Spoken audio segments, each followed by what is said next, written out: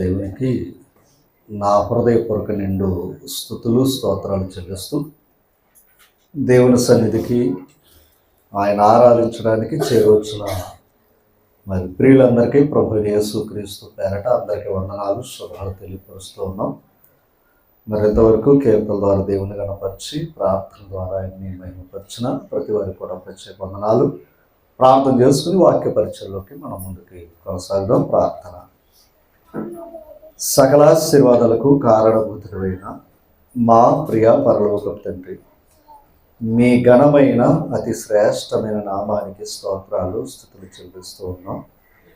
గతించిన కాలం అంతా కాపాడారు. ఈ దినాన్ని మా బ్రతుకులకు దయచేశారు. మీ సన్నిధిలో తండ్రి మీరు కోరిన ఆరాధన మేము చేయడానికి మమ్మల్ని సిద్ధపరిచినందుకు స్తోత్రాలు. చేరువచ్చిన వారిని దీవించండి, రావాల్సిన వారి సమయానికి నడిపించండి. ఈ మాటలు మేము నేర్చుకుని చూడగా ఈరోజు విలువైన జ్ఞానమును పాఠమును మాకు తెలియపరిచి మీకు ఇష్టలుగా మేము బ్రతకడానికి మా లోపాలు సరిదిద్దుకుని ఆ మంచి మనసును కూడా మాకు దయచేయి. ప్రయాసపడుతున్న స్థానిక సంఘాన్ని మరెక్కువ ఆశీర్వదించి కాపాడమని యేసుక్రీస్తు వారి అతి శ్రేష్టమైన నామమున ప్రార్థించి వేడుకొనిచున్నాం మా ప్రియ పరలోకపు తండ్రి. ప్రభునామాన అందరికీ ప్రత్యేక వందనాలు తెలియజేస్తూ వాక్య పరిచయలకు వెళ్దాం. మరి కొద్దిసేపు దేవుని యొక్క మాటలు మనం నేర్చుకుందాం. ప్రసంగి గ్రంథం 5వ అధ్యాయంలో ప్రసంగి గ్రంథం 5వ అధ్యాయము 19వ వచనాన్ని మనం చదువుకుని ఈ పాఠానికి ముందుకు కొనసాగుతాం. 5వ అధ్యాయము 19వ వచనాన్ని మనం చదివితే, మరియు దేవుడు ఒకనికి ధన ధాన్య సమృద్ధినిచ్చి దాని యందు తన భాగము అనుభవించుటకు అన్నపానములు పుచ్చుకొనుటకును తన కష్టార్జితమందు సంతోషించుటకును వీలు కలుగు చేసిన ఎడల అతనికి ఆ స్థితి దేవుడు ఆశీర్వాదము వలన కలిగింది అనుకోవాలంట. అమ్మా, ఆ స్థితి ఎవరిచ్చారంట? అది దేవుడు ఇచ్చాడు అనే మాట మర్చిపోద్ది. ఈ మాట అంటే ఏ స్థితిలో మనం ఉన్నాము అనే పాట ఈరోజు మనం నేర్చుకోబోతూ ఉన్నాం. ఏ స్థితిలో ఉన్నాం, ఏ స్థితిలో ఉండి దేవుణ్ణి గణపరుస్తూ ఉన్నాం అనే పాఠాన్ని మనం నేర్చుకోబోతూ ఉన్నాం. ఓకేనా? ఏ స్థితిలో ఆ 2 కుర్చీలు తీసి చిన్న వాళ్ళు అమ్మ, ఆ ఏ స్థితిలో ఉన్నాము, ఆ స్థితి నుంచి దేవుణ్ణి మనం గణపరుస్తున్నామా? ఈరోజు ఇది తీసేనా, ఇది కూడా తీసే కనుక ఈరోజు మనం చదువుకుంటున్నాం. ముందుగా ఇక్కడ ఏం చెప్పాడయ్యా అంటే 19వ వచనంలో, మరియు దేవుడు ఒకనికి ధన ధాన్య సమృద్ధినిచ్చి దాని యందు తన భాగము అనుభవించుటకును అన్నపానములు పుచ్చుకొనుటకును తన కష్టార్జితమందు సంతోషించుటకు వీలు కలుగు చేసిన ఎడల అతనికి ఆ స్థితి దేవుని ఆశీర్వాదము వలన కలిగింది అనుకోవాలి. అంటే ఆ స్థితి అంటే ఒకరికి ఏమి ఇచ్చాడంటే ఆయన అమ్మ ధన ధాన్య సమృద్ధిని ఇచ్చాడు. మరొకడికి ధన ధాన్యం అవ్వాల, తన కష్టపడడానికి ఇచ్చాడు. అంటే ఆ దేవుడు ఏం చేశాడంటే భేదలు పుట్టించాడు, రెండవది ధనవంతులు పుట్టించాడు. ఓకేనా? ఎందుకంటే ఈ మాటలు మనకు తెలుసు. అయితే భేదలు పుట్టించిన దేవుడు భేదలుగా ఉండమని కోరుకోలేదు. భేదలు ఏమవ్వాలి కాదనమాట. అంటే భేదలుగా పుట్టడం తప్పుగా సుమా, పేదవాడిగా చనిపోకూడదు. ఓకేనా? అంటే నేను ఆ స్థితిలోనే ఉండాలనుకోకూడదు. నువ్వేమవ్వాలా? స్థితి ఏమవుతూ ఉండాలి? ఎందుకంటే దేవుడు చెప్పాడు మనల్ని ఏ స్థితిలో ఉన్నామో ఆ స్థితిని బట్టి దేవుణ్ణి గణపరచాలి. మర్చిపోదు. కొందరికేమో భేదరకమైన స్థితి ఉంటుంది, కొందరికేమో ఉన్నతమైన స్థితిని దేవుడు ఇచ్చాడు. కానీ ఈ 2 స్థితులు కూడా ఎవరి వల్ల వచ్చాయని మనం ఎంచుకోవాలి. దేవుని ఆశీర్వాదం ద్వారా ఇది మనకి ఈ స్థితి ఇచ్చాడు అని మాత్రం మనం మనసులో పెట్టుకోవాలి. యోబు గ్రంథం మన స్థితి ఎప్పుడు మారుతుంది అంటే యోబు గ్రంథం 8వ అధ్యాయము, యోబు గ్రంథం 8వ అధ్యాయము 5వ వచనం నుంచి మనం చదువుదాం. ఓకే, మనది చిన్న స్థితి అని అనుకుందాం. ఓకేనా? మనది చిన్న స్థితే అని అనుకుందాం కాసేపు. అనుకుని ఇప్పుడు దాన్ని మనసులో పెట్టుకుని అక్కడ ఈ మాటలు చదువుతాం. నీవు జాగ్రత్తగా దేవుణ్ణి వెతికిన ఎడల, సర్వశక్తుడగు దేవుణ్ణి బతిమాలుకుని ఎడల, అంటే దేవుణ్ణి ఏం చెయ్యాలి? ఆ మాట చెప్తున్నాడు. తర్వాత నీవు పవిత్రుడవై యథార్థవంతుడవైన ఎడల నిశ్చయముగా ఆయన నీయందు శ్రద్ధ నిలిపి. అదే అన్నమాట అమ్మా. అంటే నీలో ఏముండాలి? దేవుని వెతుక్కోవాలి. వెతుక్కున్న దేవుడు దొరికిన తర్వాత నువ్వు ఆయన్ని బతిమాలుకోవాలి. అమ్మా, ఎవరిని బతిమాలుకోవాలి? తప్పుగా అనుకోవద్దు. మనుషులు బతిమాలుకుంటాం మన అవసరతల కోసం, ఓకే, అది మన వ్యక్తిగతం. కానీ ఇందాక చెప్పిన ఎవరిని ఏ స్థితిలో పెట్టింది దేవుడే. కానీ నీ స్థితి మారాలంటే ఎవరిని బతిమాలుకోవాలి? అది మాత్రం మర్చిపోద్దు. ఇప్పుడు చూడండి, ముందు ఆయన వెతకాలి, తర్వాత ఆయన బ్రతిమాలుకోవాలి. ముందు మనం ఆయన్ని వెతకాలి. వెతకడం ఏంటి? వాక్యం ఎక్కడుందో అక్కడే దేవుడు, వాక్యమే దేవుడు. వాక్యం ఎక్కడుందో అక్కడ. అంటే వాక్యము మాట్లాడతాడు. నీ దేవుడు మాట్లాడేవాడు తప్ప మౌనంగా ఉండేవాడు కాదు. అందుకే ఆయన బైబుల్ ఎక్కడ ఒక రూపాన్ని చిత్రీకరించుకోలేదు ఆయన. ఎందుకని? ఆయన మాట్లాడే దేవుడు. అది ఒక రూపం ఉందనుకో, మాట్లాడలేడు ఆయన. అందుకని నీ దేవుడు మాట్లాడే దేవుడు గనక ఆ దేవుడిని ఎక్కడ వెతకాలయ్యా అంటే, ఎక్కడైతే ఆయన మాట పలుకుతుందో లేదా ఎక్కడైతే ఆయన వాక్యం ఉందో అక్కడికి వెళితే ఆయన నీకు దొరుకుతాడు. ఆ దొరికిన తర్వాత నువ్వు ఆయన ఏం చేయాలి? బ్రతిమాలుకోవాలి. నీ జీవితం కోసం నువ్వు బ్రతిమాలుకోవాలి. ఎందుకంటే అవసరం నీది అమ్మా. అలా బ్రతిమాలుకుని నీ ఎడల నీవు పవిత్రుడవై, అది అంటే మనం ఏమవ్వాలి? తర్వాత పవిత్రంగా ఉండాలి. దేవుడికి నచ్చే క్వాలిటీ అది అమ్మా. నీవు పవిత్రుడవై యథార్థవంతుడై ఉండాలి. దాని అర్థం ఏంటంటే, మనం తప్పు చేసామా దేవుని దగ్గర ఒప్పుకోవాలి. యథార్థత అనేది అది అమ్మా. మనం ఏమి నీతిమంతులు కాము కనుక మనం మొదట ఏంటయ్యా అంటే పవిత్రంగా ఉండాలి. రెండవది యథార్థంగా ఉండాలంటే ఈ రెండు దేవునికి ఇష్టం. ఈ రెండు దేవునికి ఇష్టం. ఉండి నిశ్చయముగా ఆయన నీ యందు శ్రద్ధ నిలిపి నీ నీతికి తగినట్టుగా నీ నివాస స్థలాన్ని ఏం చేస్తాడు అంటే, ఇప్పుడు నీకు నీతి ఉంటే నీ నివాస స్థలాన్ని ఆయనే వర్ధిల్లింప చేస్తాడు. అంటే నీ ఇల్లు పాడైపోవడానికి, నీ కుటుంబం పాడైపోవడానికి కారణం మనవే. రెండు స్థితులు ఇచ్చాడు. ఉన్న స్థితి ఉంది, లేని స్థితి ఉంది. కానీ లేని స్థితిలో ఉన్నవాడు కూడా ఏం చేయొచ్చు? తన స్థితిని పెంచుకోవచ్చు. తన స్థితిని పెంచుకోవచ్చు. ఉన్నవారి స్థితిలో ఉన్నవారు ఏం చేయాలో తెలుసా? ఆ స్థితిని కాపాడుకోవాలి. ఉన్నవారి స్థితి నుంచి వారు ఏమవ్వాలి? కాపాడుకోవాలి. ఎందుకంటే ఇహమందు ధనమును నమ్మక అనే మాట ఉంటుంది అన్నాడా. ఎందుకంటే ధనవంతులు ఏమయ్యారు? గర్విష్ఠులు అవుతారు. కనుక ఆ గర్వం అనేది రాకూడదు. మనకి ఏ స్థితి ఉన్నా ఆ స్థితి పైన ఒక ఆయన ఇచ్చాడు అని మనసు మనలో ఉండాలి, ఓకేనా. తర్వాత మార్చండి, నీ నీతికి తగినట్టుగా నీ నివాస స్థలమును వర్ధిలింప చెయ్యును. అప్పుడు అందుకే మొదట ఏమిచ్చాడు ఆయన? కొంచెం ఇచ్చాడు. ఎందుకని? దాన్ని నువ్వు పెంచుకుంటావో లేదో ఆయన నీకు అవకాశం ఇచ్చాడు. నువ్వు దాన్ని పెంచుకోవాలంటే ఏం చెయ్యాలి? ఆయన వెతకాలి, ఆయన బతిమాలుకోవాలి, పవిత్రంగా ఉండాలి, యథార్థంగా ఉంటే అప్పుడు పెడతాడంటే నీ మీద ఆయన ఏది? దృష్టి. ఈ 4 గుణాలు మనలో లేవనుకోండి, ఎక్కడ ఉన్నది అక్కడే ఉంటుంది. అర్థమైంది మీకు? ఎక్కడున్న జీవితాలు అక్కడే కాదు, ఇంకా కిందకు వచ్చేస్తాయి కూడా. ఎందుకంటే సోమరి అన్నాడు, మళ్ళా అన్నాడు లేదా సామెతల గ్రంథంలో. కనుక చీమను చూసేది తెచ్చుకోరా అన్నాడు ఆయన. అలాగే మన జీవితం మార్చేది ఒక ఆయన ఉన్నాడు, ఓకేనా. చేతుల్లో ఉన్న రేఖలు మారో, లేదా దిక్కులు మార్చుకుంటే మారో. గుర్తుపెట్టుకోండి, దిక్కులు మార్చుకుంటే స్థితులు మారో. మన స్థితి మార్చేవాడు ఇక్కడ ఒక ఆయన ఉన్నాడు, అది గుర్తుపెట్టుకోండి. నీ స్థితిని మార్చగల దేవుడు ఒక ఆయన ఉన్నాడు. నీ స్థితి మారాలంటే నీ క్యారెక్టర్ బాగుండాలి, ముందు నీ వ్యక్తిత్వం బాగుండాలి. చూడండి, అప్పుడు నీ స్థితి మొదట కొద్దిగా ఉండినను తుదకు నీవు మహాభివృద్ధి పొందుతావు. అంటే బాగుపడాలన్న నీ చేతుల్లోనే ఉంది, పాడవ్వాలని నీ చేతుల్లో ఉంది. ఇంకొకరి దగ్గరికి వెళ్ళవలసిన పని ఏమి?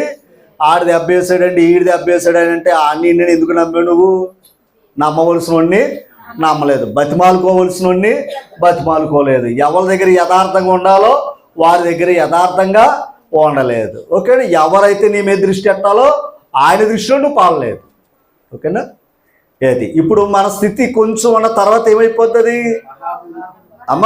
మహా అభివృద్ధి. అంటే మన స్థితి మార్చుకోవాలంటే మార్చగల దేవుని దగ్గరికి నువ్వు రావాలి. అంతేనండి? మార్చగల దేవుని దగ్గరికి నువ్వేమవ్వాలి? రావాలి. కానీ మనసు ఏమనిపిస్తుంది అంటే అక్కడ మైనస్ అయిపోతాం.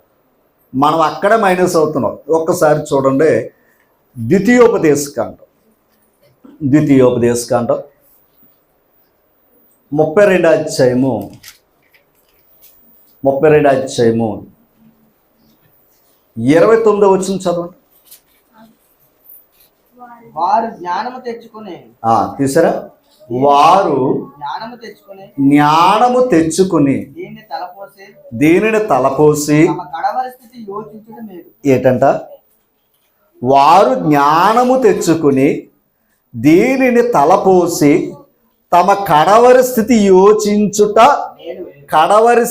యోచించుట మేలు.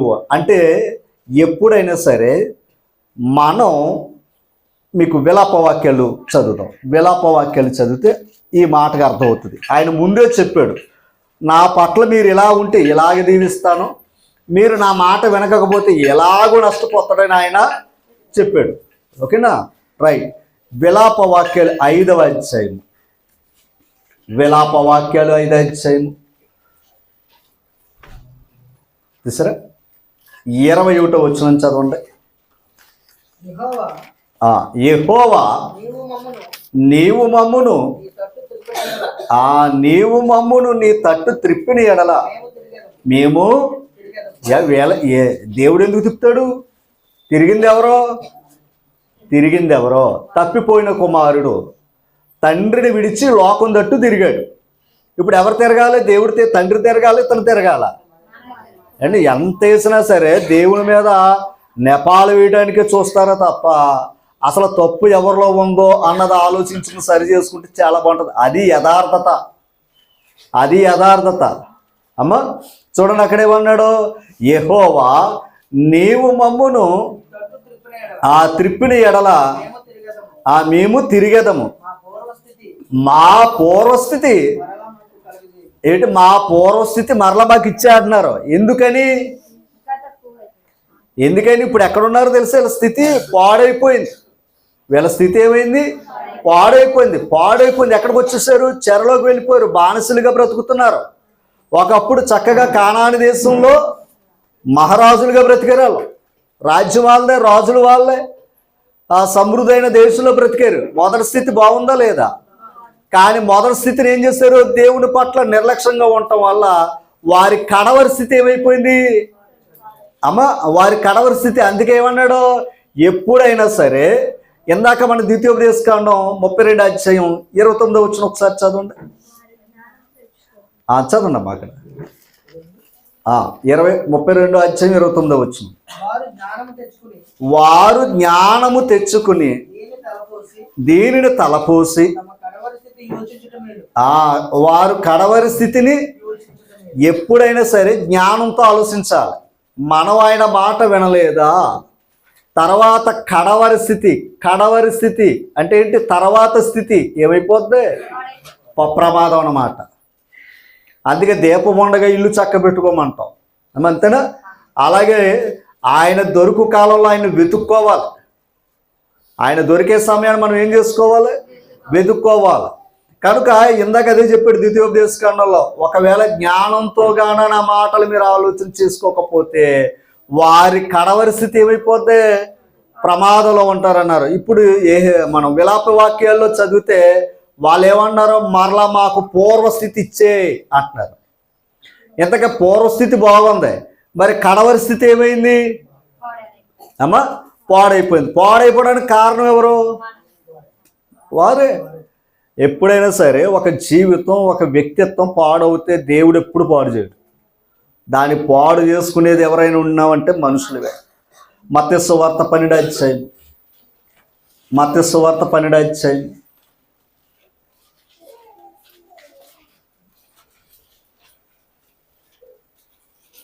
చూసారా? 43వ వచనం చదవండి. అపవిత్రాత్మ అపవిత్రాత్మ. ఒక మనిషిని వదిలిపోయిన తర్వాత అపవిత్రాత్మ అంటే తెలుసు కదా. అపవిత్రాత్మ ఒక మనిషిని వదిలిపోయిన తర్వాత అది విశ్రాంతి అది విశ్రాంతి వెతుకుచు వెతుకుచు నీరు లేని చోట్ల తిరుగుతుంది. ఆ నీరు లేని చోట్ల తిరుగుచుండెను. విశ్రాంతి దొరకనందున విశ్రాంతి దొరకనందున నేను వదిలి వచ్చిన నేను వదిలి వచ్చిన ఆ ఇంటికి తిరిగి వెళ్ళేదని అనుకుని ఇంతగా ఎవరు వచ్చారట? అపవిత్రాత్మ బయటకు వచ్చాడట. ఈ లోల అతను పాపం బయట అంతా చూసుకున్నాడంట. తీర ఎక్కడ కూడా చోటు లేదంట, అన్ని హౌస్ఫుల్ అయిపోయినాయంట. మరలు ఇప్పుడు ఏమంటుంది? నేను తిరిగి వచ్చిన నా ఇంటికి తిరిగి వెళ్ళేదని అనుకుని తర్వాత వచ్చి వచ్చి ఆ ఇంట ఎవరనూ లేక ఆ ఎంటను ఎవరునూ లేక అది ఊడ్చి ఉండుట అది ఊడ్చి అది ఊడ్చి అమర్చి ఉండుట చూసి అమర్చి ఉండుట చూచి వెళ్ళి తనకంటే చెడ్డమైన తనకంటే చెడ్డవైన 7 దయ్యములను వెంటబెట్టి మరి 7 దెయ్యములను ఎన్ని తెచ్చిపెట్టుకుందంట? మొదట ఒక దెయ్యమే, తర్వాత ఎన్ని తెచ్చిపెట్టుకుందంట? అదే ఇంట్లో 7 దెయ్యాలు వచ్చినాయి అంట. తర్వాత అది దానిలో ప్రవేశించి అక్కడే కాపురం పెట్టారట. తర్వాత అందుచేత మనసు పెట్ట 45. అందుచేత ఆ మనుషుని కడపటి ఆ స్థితి మనుషుని కడపటి స్థితి మొదటి స్థితి కంటే మొదటి స్థితి కంటే చెడ్డదగును. అంటే ఇప్పుడు మొదటి స్థితి బాగుందా, కడపటి స్థితి బాగుందా? మొదటి స్థితిలో కూడా ఒకడు ఉన్నాడంట. మొదటి స్థితిలో కూడా ఒక లోటు ఉందంట. అందుకే ఒక అపవిత్ర ఆత్మ. తీరా వాడు వెళ్ళేటయ్యానికి వీడు ఏం చేసుకోవాలి? ఇంతకాలం ఈ సమస్య ఒకటే ఉంది నాలో, నేను నా స్థితిని మార్చుకోలేకపోయాను. ఇందా చదువుకున్నాం కదా యోబు గ్రంథంలో. ఏమంటే అవునా కదంటారా? మనలో ఎప్పుడైనా సరే ఒక లోటు అనేది ఉంటుంది. అందుకే ప్రారంభంలో చెప్పాను, ధనవంతుడికి దేవుడు ధనవంతుని సృష్టించాడు, ధనం లేనివాడిని సృష్టించాడు. ఇద్దరికి ఆ స్థితి ఇచ్చిన వాడు దేవుడే. కానీ ఇప్పుడు ధనవంతుడు ధనాన్ని బట్టి గర్వించకూడదు, ఆ స్థితిని ఆయన కాపాడుకోవాలి. ఒకటి. ఇప్పుడు ధనం లేని వాడికి కూడా స్థితి ఇచ్చాడు. ఇప్పుడు స్థితిని పెంచుకోవడానికి అవకాశం ఇచ్చాడా లేదా? ఎలా?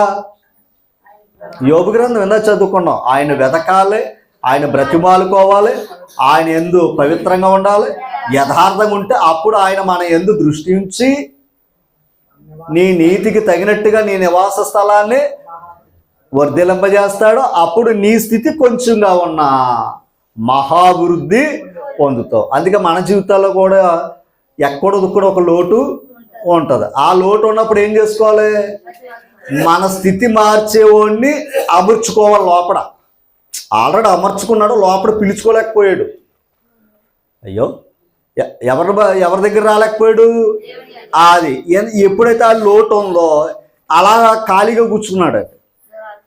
ఎప్పుడైతే ఖాళీగా ఉన్నాడో మరల ఏం చేశాడంటే 7 న్యూస్లు వచ్చి పెట్టాడంట. ఆ 7 ఎప్పుడైతే లోపలికి వచ్చారో మొదటి స్థితే బాగుందట. ఏ స్థితి పోయింది ఇప్పుడు? ఆ మొదటి స్థితి కంటే ప్రమాదమైన కడవరి స్థితిలో చాలా బాధపడుతున్నాడట ఆయన. ఓకేనా? మన జీవితాల్లో కూడా ఉంటాయి. ఏది? ఆ బలహీనతలో లోపాలు, లోటుపాట్లు ఉంటాయి. ఆ లోపాలు లేకపోతే ఇక్కడికి వస్తాం ఏంటండి? 4 ఏళ్ళు లోపలికి వెళ్ళినట్టు ఇక్కడికి వస్తావా? రావు. ఎక్కడో ఏదో ఒక సమస్య, కుటుంబపరంగా, ఆరోగ్యపరంగా, లేదా ఏదో ఒకటి ఉంటుంది అండి. అవునా? దాంతోపాటు దేవుని దగ్గరికి వస్తాం. అవునా కదంటారా? కానీ ఆ లోటు ఉన్న వాళ్ళేమో కొంతమంది లోకానికి వెళ్ళిపోతారు. ఆ లోటు ఉన్న వాళ్ళు ఎక్కడికి వస్తాం? దేవుని దగ్గరికి వస్తాం. అందుకే మన స్థితి ఏమవుతుంది? మారుస్తున్నాడు. అవునా కదంటారా? ఎలాగ ఆ లోపం సరి చేసుకోకుండా మళ్ళా మనం ఖాళీగా ఉన్నాం అనుకోండి, ఎవరు వస్తారు ఇప్పుడు? ఆ తర్వాత జీవితం ఎవడో మార్చలేడు. ఇంకా అర్థమైందండి? ఎవరో కూడా మార్చలేరు. అది మాత్రం గుర్తుపెట్టుకోండి. అందుకే ఎప్పుడైనా సరే అది మొదట్లోనే అలాంటి ఏదైనా బలహీనతలు ఏదైనా ఇబ్బందులు ఉంటే ఆ మొదట్లో దాన్ని సరి చేసుకోవాలి తప్ప అది బాగా 7 వచ్చిన తర్వాత ఏమైంది? కడవరి స్థితి ఏమైంది? మారిపోయింది. ఇంకా దాన్ని మార్చే అవకాశం లేదు. ఏదోలా ఒక్కదాన్ని పోగొట్టుకున్నాడో కానీ ఆ స్థితిని మార్చే దేవుని దగ్గర రాలేకపోయాడు. పాడు చేసేవాడు ఎప్పుడు కూడా తిరుగుతూనే ఉంటాడు. నువ్వు పిలవక్కర్లేదు, ఆడు వచ్చేస్తాడు. అర్థమైంది మీకు? వీడు వెతుక్కుంటున్నాడు. ఎవరో అపవిత్రాత్మ ఏం చేస్తున్నాడు? వెతుక్కుంటున్నాడు కదా, ఎవడు దొరుకుతాడా అని. కానీ మనం వెతుక్కోవాలి ఎవరినే, అది అంతేనా. కనుక అతను మొదటి స్థితి కంటే కడవరి స్థితి ఏమైంది, పాడైపోయింది. ఇశ్రాయేలు వారి స్థితి ఏమైంది, పాడైపోయింది.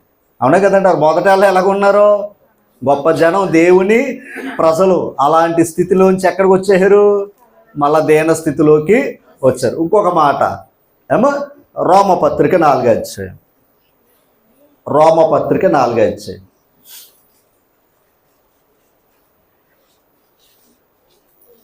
8వ వచనం నుంచి చదువుదాం. 8వ వచనం నుంచి చదువు.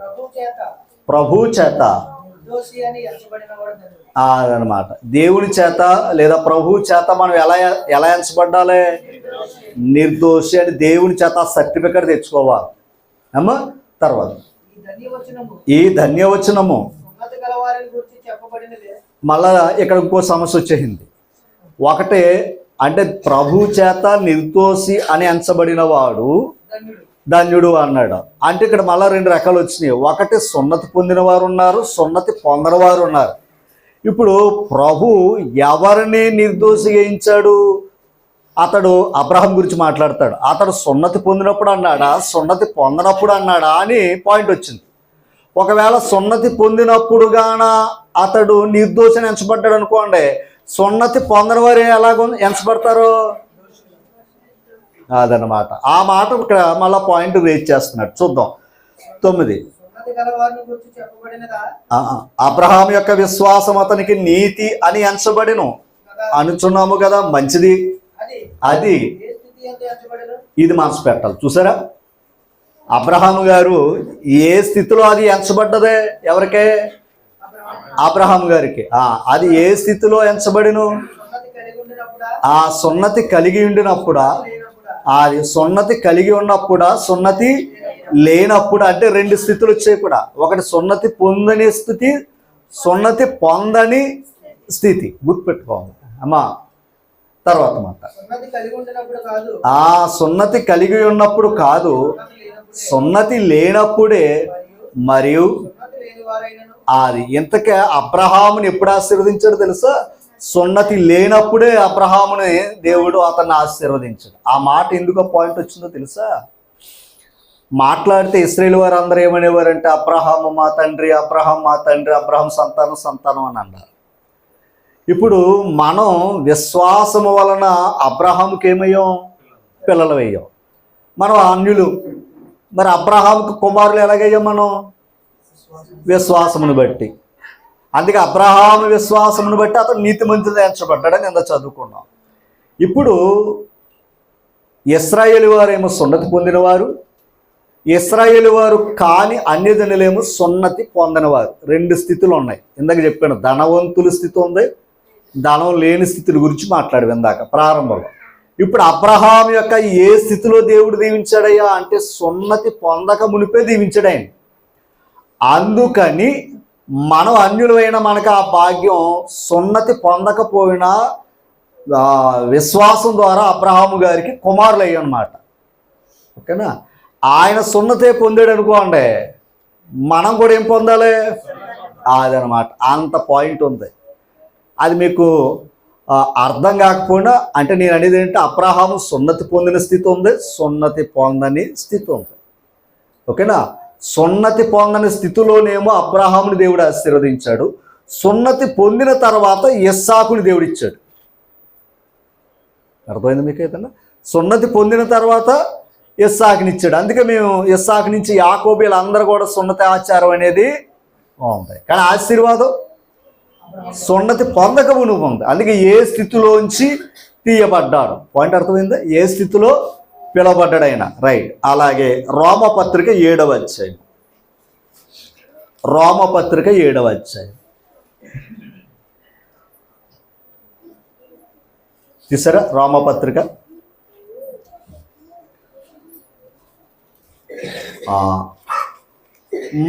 మొదటి కొరింథీ పత్రిక 7వ అధ్యాయం తీయండి. మొదటి కొరింథీ పత్రిక 7వ అధ్యాయం.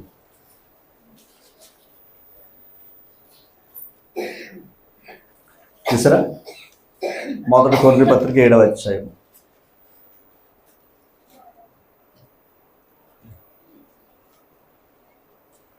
20 వచ్చిన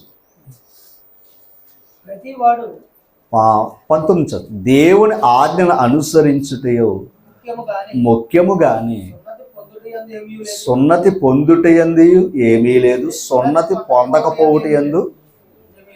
అంటే ఇప్పుడు ఇక్కడ ఒక్క మాటతో ఏం తెలిసాడయ్యా అంటే దేవుని ఆజ్ఞను నెరవేరుతూ చాలరా బాబు, సున్నతి పొందినా సున్నతి పొందకపోయినది ఏం ప్రమాదం ఏం కాదని చెప్పాడు ఆయన.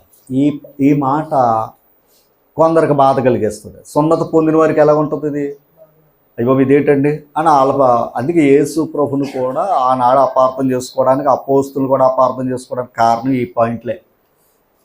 ఓకేనా? తర్వాత రండి. ఇప్పుడు తర్వాత ప్రతివాడు అంటలేండి, ప్రతివాడు ఏ స్థితిలో పిలవబడినో అది ఇక్కడి నుంచి మన పాఠం లోపలికి వెళ్తుంది అమ్మా. ప్రతివాడు ఏ స్థితిలో పిలవబడినో ఆ స్థితిలోనే ఉండవలెను. ప్రతివాడు ఏ స్థితిలో పిలవబడినో ఆ స్థితిలోనే ఏమవ్వాలి, ఉండవలెను. ఓకేనా? ఇక్కడి నుంచి మనసు పెట్టండి. ఇందాక మన ప్రారంభంలో చెప్పుకున్నట్లుగా దేవుడిచ్చిన స్థితి, ధనవంతుడికి ఇచ్చిన స్థితి ఉంది, ధనం లేకపోయినా స్థితినిచ్చాడు. అన్నపానాలు తీసుకోవటం కూడా దేవుడిచ్చిన భాగ్యమే కదా అమ్మా.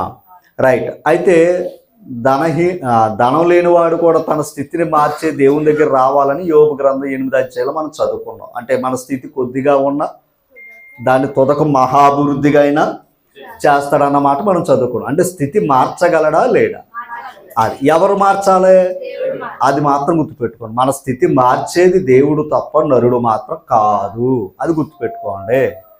ఓకేనా? అది నీ చేతుల్లోనే ఉంది. మళ్ళా సేవకులు ప్రార్థన చేస్తే అర్థమైందా? ఇదేం పెట్టుకోకండి. ఇందాక చెప్పిందంతా ఏంటి, నువ్వు దేవుణ్ణి వెతకాలి, దేవుణ్ణి బ్రతిమాలుకోవాలి, దేవుని యందు యథార్థంగా ఉండాలి, దేవుని యందు పవిత్రంగా ఉండాలి, అప్పుడు నువ్వు బాగుపడతావు. అండి అంతేనా? ఇప్పుడు మీరు పవిత్రంగా ఉన్నాం, మేము యథార్థం లేదనుకోండి, మా ప్రార్థనలు మీకేం వెళ్తాయి అమ్మా? మేము పవిత్రంగా ఉంటే కదా మీకు వస్తాయి. కనుక మా విషయం పక్కన పెడితే మీ కుటుంబాలు బాగుండాలంటే మీరు దేవుని దృష్టి మీ మీద పడాలి అంటే అంతగా భక్తి చెయ్యాలి. ఓకే. అయితే ఇందాక చదువుకున్నాం, ఇశ్రాయేలు వారికి ఇచ్చిన మొదటి స్థితిని వాళ్ళు ఏం చేసుకున్నారు, కనుక పాడు చేసుకున్నారు అన్నాం. రైట్. ఇక్కడ మన పాట వేటయ్యా అంటే నువ్వు ఏ స్థితిలో పిలువబడ్డావో ఆ స్థితిలోనే దేవుణ్ణి ఏం చేయాలి, ఘనపరచాలి. ఏ స్థితిలో అయితే పిలువబడ్డావో ఆ స్థితిలోనే దేవుణ్ణి మహిమపరచాలి. మర్చిపోకండి. ఇక్కడి నుంచి మన పాట ముందుకు వెళ్ళబోతుంది. దేవుని యొక్క ప్రణాళికలన్నీ కూడా చాలా ఆశ్చర్యంగా ఉంటాయి. 78వ కీర్తన 70 వచ్చిన 78వ కీర్తన 70 వచ్చిన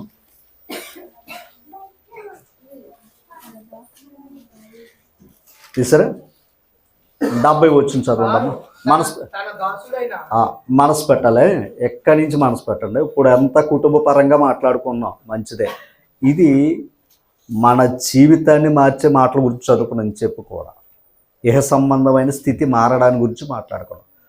కానీ మన పౌరస్థితి ఎక్కడుంది, అది అసలు స్థితి. అది ఈ స్థితిలో ఇంకా అరమరుకులు ఉన్నది వేరే. ఈ స్థితిలో అరమరుకులున్నా అది మన లోపం, మన బలహీనత. మన కుటుంబం ఆశీర్వదించబడతలేదు అంటే అది మన లోపం. అంతే కదమ్మా? అది ఎవరి లోపం? అంతే అమ్మా. తల్లి చిన్న అమ్మని తీసుకో, రాజుబాబు అమ్మ అలా కూర్చోబెట్టి. ఇక్కడ కీర్తన గ్రంథం 78వ అధ్యాయం 70 వచ్చిన చదువుతాం. తన దాసుడైన దావీదును కోరుకుని గొర్రెల దొడ్లలో నుండి అది అంటే ఇప్పుడు దావీదు గారి పిలిపి ఎక్కడికి వెళ్ళింది? రాజుగా కూర్చున్నప్పుడు పిలవలేదు ఆయన్ని. గొర్రెలు కాసుకున్న అతన్ని పిలిచాడు. గుర్తుపెట్టుకోండి, ఎక్కడి నుంచి మన ప్రయాణం ఎలా ఉంటుంది అమ్మా. అంటే గొర్రెలు కాసుకుంటున్న ఆయన్ని దేవుడు ఏం చేశాడంట, పిలిచాడంట. ఇది ఎవరు పిలుపది? దేవుని పిలుపు అమ్మ. తర్వాత చదవండి. పాడి గొర్రెలను వెంబడించుట మాన్పించి తన ప్రజలైన యాకోబును తన స్వాస్థ్యమైన ఇశ్రాయేలును మేపుటకే ఆయన అతన్ని రప్పించను. ఇప్పుడు గొర్రెలు కాసుకోవటం కాదురా బాబు, తన ప్రజలను కాయాలి అని పిలిచాడట. గొర్రె ముఖ్యమా, ప్రజలు ముఖ్యమా? ప్రజలే ముఖ్యం దేవుని దృష్టికి. గొర్రె మేకలు ఏం కాదు. అమ్మ ఏది ముఖ్యం? తన ప్రజలే ముఖ్యం అన్నాడా లేదా? ఇప్పుడు దేవుడు ఎందుకు పిలిచాడు? గొర్రెలు మేపుకుంటామని కాదు, తన ప్రజలు మేపాలి అంటే. దేవుడు ఏం చేశాడంటే ఆ మందను చూశాడు దావీదుని అక్కడ. ఆ మందను చూశాడు. ఆ మందని ఎలా మేపాడు ఆయన? నా తండ్రికి నేను లెక్క చెప్పాలి, ఒక్క గొర్రె పిల్ల అయినా పోడవకూడదని ఒకప్పుడు వచ్చిన ఎలుగుబంటితో పోరాడాడు, సింహంతో కూడా పోరాడు, ప్రాణానికి తెగించి పోరాడాడంట. అమ్మ అది ఇంకా ఎవరిదైనా దాన్ని ఏంటంటే గుత్తగిచ్చుకోవటం లేదా అద్దెకిచ్చుకోవటం ఇలాంటిది ఏదైనా జరిగిందనుకోండి, లెక్క చెప్పాలి గనక ప్రాణం పెట్టాడు అనుకోవచ్చు. స్వయాన తండ్రిది, స్వయాన ఆయనదే. అయితే అలాంటప్పుడు ఏం చేయొచ్చు? అయినా ఏం చేయొచ్చు? నాన్నోడు పోయిందంటే లెక్క ఏంటి? నాన్నోడు పోయిందంటే లెక్క ఏంటి? కానీ ఆ ఒక్క గొర్రె పిల్ల కూడా ఏం చెయ్యాలంట? లెక్క చెప్పాలి. ఎవరికే? అందుకే ఎప్పుడు కూడా గుర్తుపెట్టుకోండమ్మా, దేవుని పని అయినా దేవుని యొక్క కార్యం అయినా నమ్మకత్వాన్ని మొదట మన పనుల్లోనూ చూస్తాడంట. ఎక్కడ చూడ్డాయన మన జీవితాన్ని ఎప్పుడు కూడా మొదట అక్కడ చెక్ చేస్తాడు. నీ ఇంట్లో చెక్ చేస్తాడు, గుర్తుపెట్టుకోండి. నీ జీవన విధానాన్ని చెక్ చేస్తాడు. అప్పుడు ఆయన పనికి పిలుచుకుంటాడు ఆయన. అర్థమైందా? అందుకే కొంచెంలో నమ్మకంగా ఉన్నవాడు ఎక్కువలో నమ్మకత్వం అప్పుడు పెడతాడు. ఇప్పుడు గొర్రెలు కాసుకోవడం రానివాడు టీ పెట్టడం రానివాడు భోజనం పెడుతుందా? అమ్మా టీ పెట్టడమే రాదు. ఎన్ని లీటర్లు నీళ్ళు వేయాలన్నంట. దేనికి? దానికి ఇంకేం చెప్పగలం? అమ్మ అర్థం చేసుకోవాలి. అంటే టీ పెట్టడం రాని అంటే టీ దగ్గర నమ్మకత్వం లేనప్పుడు భోజనం దగ్గర అమ్మ వంట చేయమని మాట అక్కడికే వెళ్ళాం. ఇప్పుడు వంట చేయమని ఆవిడ ఏం చేద్దే? నువ్వు అడగక్కర్లా, టీ పెట్టేద్దా. అలాగే మొదటగా దేవుడు ప్రతి వ్యక్తిని ఏ స్థితిలో నువ్వు ఏమున్న స్థితిలోంచే చెక్ చేస్తాడు. ఆ స్థితిలోంచి చెక్ చేసి పిలుస్తాడు. ఎందా కదా నువ్వు ఏ స్థితిలో పిలువబడ్డావో మర్చిపోకో అన్నాడా. ఇప్పుడు అబ్రహాం గారిని కూడా ఎక్కడ పిలిచాడు? తన తల్లిదండ్రులు విగ్రహారాధకులు. ఇంకా చెప్పాలి అంటే విగ్రహాలను చేసి అమ్మేవారు అంటారు. ఎవరో? అబ్రహాం తల్లిదండ్రులు. ఇంకా చెప్పాలంటే ఈయన కూడా అదే వృత్తి. ఎవరో? మరి అక్కడి నుంచి పిలిచాడు అంటే దాని అర్థం ఏంటి? అది చేస్తా, నేను చేసేది కాదు, నన్ను చేసేవాడు దేవుడని ఎత్తుక్కున్నాడట ఆయన. అమ్మా నన్ను చేసేవాడే దేవుడు అని వెతుక్కున్నాడట. అందుకే మన పనుల్లో దేవుని వెతుక్కోవచ్చు. అందరూ వచ్చారు కదా. ఒక మాట చెప్తాను, మనసు పెట్టండి. ఇప్పుడు ఇల్లు బాగుందనుకోండి, ఇంటి బాగుందనుకో, ఇల్లు బాగుంటే ఇళ్ళని అన్నారా? ఎప్పుడైనా సరే ఇది గమనించండి.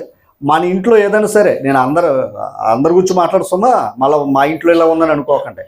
ఇంటికి మన దారిలో ఏదైనా అడ్డంగా ఉందనుకోండి, మన పిల్లలు అలా ఉన్నారనుకోండి, దాన్ని తీయలేదనుకోండి, దాని అర్థం ఏంటి? అంటే బాధ్యత అనేది లేదు. ఒకవేళ గ్లాస్ పడిపోయింది లేదా ఏదో పేపర్ పడిపోయింది, ఏదన్నా తీసి ఎక్కడ ఉన్నదో అక్కడ సెట్ చేసింది అనుకోండి, రేపొద్దున బిడ్డ ఎక్కడికి వెళ్ళినా తన జీవితాన్ని కూడా అలా చదువుకుంటుంది. మనం తీయలే, వెనకాల ఉన్నారు కదా వాళ్ళు తీస్తారనుకున్నారా? అదే జీవితం ఏమవుతుందో తెలుసండి. ఎక్కడే ఈ చిన్న చిన్న విషయాలే సరి చేసుకోలేనప్పుడు ఎక్కడికి వెళ్ళినా కూడా సరి అవుతాం. మీకు ఇంకో విషయం చెప్తున్నాను. ఇల్లు శుభ్రంగా ఉందంటే ఆవిడ జీవితం కూడా బాగుంటుంది. అమ్మా ఇల్లు బాగుంటే ఖచ్చితంగా ఆవిడ జీవితం బాగుంటుంది. నేను ఎందుకు ఈ మాట అన్నానంటే, నీ ఇల్లే బాగున్నప్పుడు నీ హృదయం కూడా బాగుండాలని కోరుకుంటాం. వాస్తవం కాదంటారు? చెప్పండి అమ్మా. ఇల్లు బాగుంటే నా ఆరోగ్యం. మనకున్నంతలో ప్రతిరోజు నేను అనుకోకుండా సుమ మనకున్నంతలో ఏం చేసుకోవాలి? ఏ వస్తువు ఎక్కడ ఉండాలో అది పిల్లలకి నేర్పాలి. ఏ వస్తువు ఎక్కడ ఉందో అది మన పిల్లలకే నేర్పాలి. అలాగే మన ఇల్లు చక్కగా ఉందనుకోని, ఇంకొక మాట ఇందాక చెప్పాను, వాకలు దుడుస్తున్నారు, నువ్వు రోడ్డు దుడుస్తున్నావు. ఆ రోడ్డు దుడుస్తూ కూడా నువ్వేం చేయొచ్చు? ప్రార్థన చేస్తా, నా హృదయాన్ని కూడా దేవా ఇలా కడుగు అని చెప్పచ్చు, తుడు అని చెప్పచ్చు. అయ్యో అంటారా? పాత్రలు తోముతున్నాం, అప్పుడు కూడా ఏం చేయొచ్చు? నా పాత్రను కూడా ఇలా తోమవయ్యా అని అనొచ్చు. వాక్యం ఉంది కదా అండి, అవునా కదంటారా? అంటే నువ్వు తోమే పాత్ర నీకు బాగుండాలని కోరుకున్నప్పుడు నువ్వు కూడా ఆయనకు పాత్రవే కదా అమ్మ, నువ్వు కూడా ఆయనకు పాత్రవే కదా. లోపలికి వచ్చిందమ్మ. అలాంటప్పుడు మన జీవితం కూడా గుర్తుపెట్టుకోండి. అంటే మనం చేసే చిన్న పనుల్లో కూడా ఎవరిని చూడొచ్చు, అంతే. మన ఇల్లు ఎలాగైతే అలంకరించుకోవాలని ఆశపడతామో దేవుడు కూడా మన హృదయ అలంకరణ ఇష్టపడతాడు. అంతేనా? మన ఇల్లు ఎంత అందంగా ఉండాలని కోరుకుంటాం. ఆ అలంకరణ నీకు నచ్చినప్పుడు దేవునికి నచ్చే అలంకరణ ఏంటయ్యా అంటే హృదయ అలంకరణ. అంటే ప్రతిదీ నీకు ప్రతి పనిలో ప్రతి దృశ్యంలో నీకేం చెబుతుంది? జ్ఞానం నేర్పుతుంది. నేర్పు ఏమవ్వాలి? నువ్వు ఈ పాత్ర శుభ్రం చేస్తే నువ్వు వాడుకుంటున్నావు, అలాగే నీ జీవితం శుభ్రం చేసుకుంటే దేవుడు నిన్ను వాడుకుంటాడు. అంతే కదా? పవిత్రంగా ఉంటే కదా నిన్ను దీవిస్తాడు. ఇప్పుడు శుభ్రం చేసిన గ్లాసులో మంచిలైన తాగుతాం, టీ అయినా తాగుతాం. శుభ్రం లేని గ్లాసులో తేనేసిన తాగం.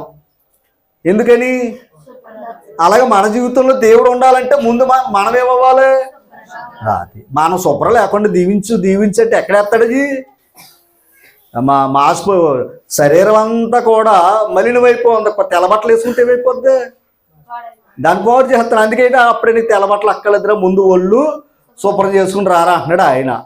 అబ్బాయి లేదు, ఈ మురుకుతోటి ఉంటాడు, బట్టలు వేసే అంటున్నాం, వేసేస్తే మాట్లాడతాం. అందుకే దేవుడు కూడా ఇవ్వడం.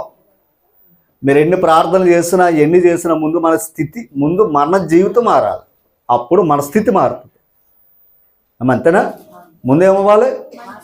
మనం యథార్థంగా ఉండాలి, పవిత్రంగా ఉంటే అప్పుడు మన స్థితిని ఆయన మార్చగలడు. అంతే. ఓకేనా? మనుషుల దృష్టిలో కాదండి, దేవుని దృష్టిలో మనం యథార్థంగా కనపడాలి. ఓకే. అయితే ఇక్కడ దావీదుని ఎక్కడ పిలిచాడు? అబ్రహాంని ఎక్కడ పిలిచాడు? అబ్రహాంని ఎక్కడ పిలిచాడు? తన తల్లిదండ్రులు ఆయన చేస్తున్న విధానాలు ఆయన అది చేస్తా కూడా ఆలోచించుకున్నాడు. ఆ వృత్తిలో కూడా లేదు, నేను చేసేది దైవం కాదు, నన్ను చేసేవాడు దేవుడు అన్నాడు. అది చూసాడు దేవుడు, పిలిచాడు. అంతే.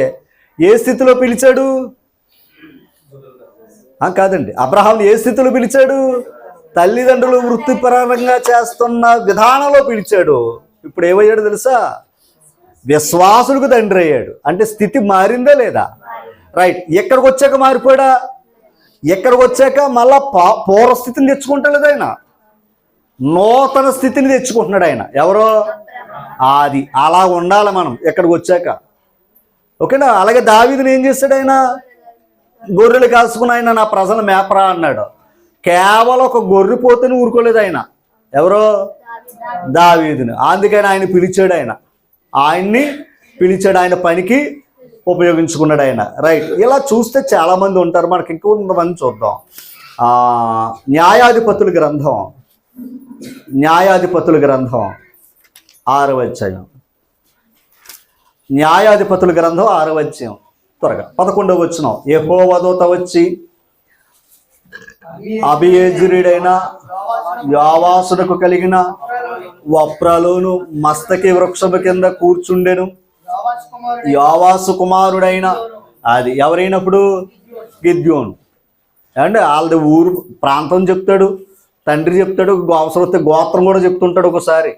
ఎందుకంటే ఆ పేరును పోలిన మనుషులు ఉంటారు కనుక. మరియా, కన్య అయిన మరియా, తల్లి అయిన మరియా, బేతనియా మరియా, మగ్దలేని మరియా, అదనమాట. అందుకు ఆ పేర్లు ముందు. అమ్మా అలాగే యోహాన్లు ఉన్నారు, యాకోబులు ఉన్నారు. ఓకేనా? ఇంకా చెప్పమంటారు, యేసు కూడా ఉన్నారు ఆ కాలంలో. మరి యేసు, అవునా? ఆ యేసు అనే పేర్లు కూడా ఆ కాలంలో పెట్టుకున్న వాళ్ళు కూడా ఉన్నారు. అర్థం చేసుకోవాలి. అందుకే ఇది క్లారిటీ. ఇక్కడ గిద్యోను గురించి మాట్లాడుతున్నాడు. ఆ గిద్యోను ఏం చేస్తున్నాడో చదువుతాం. గిద్యోను మిద్యానీయులకు మరుగైయుండి ఆ గానుగు చాటున గోధుమలు ఏం చేస్తున్నాడో, ఆ గోధుమలు అంటే అర్థం తెలుసు కదా మీకు.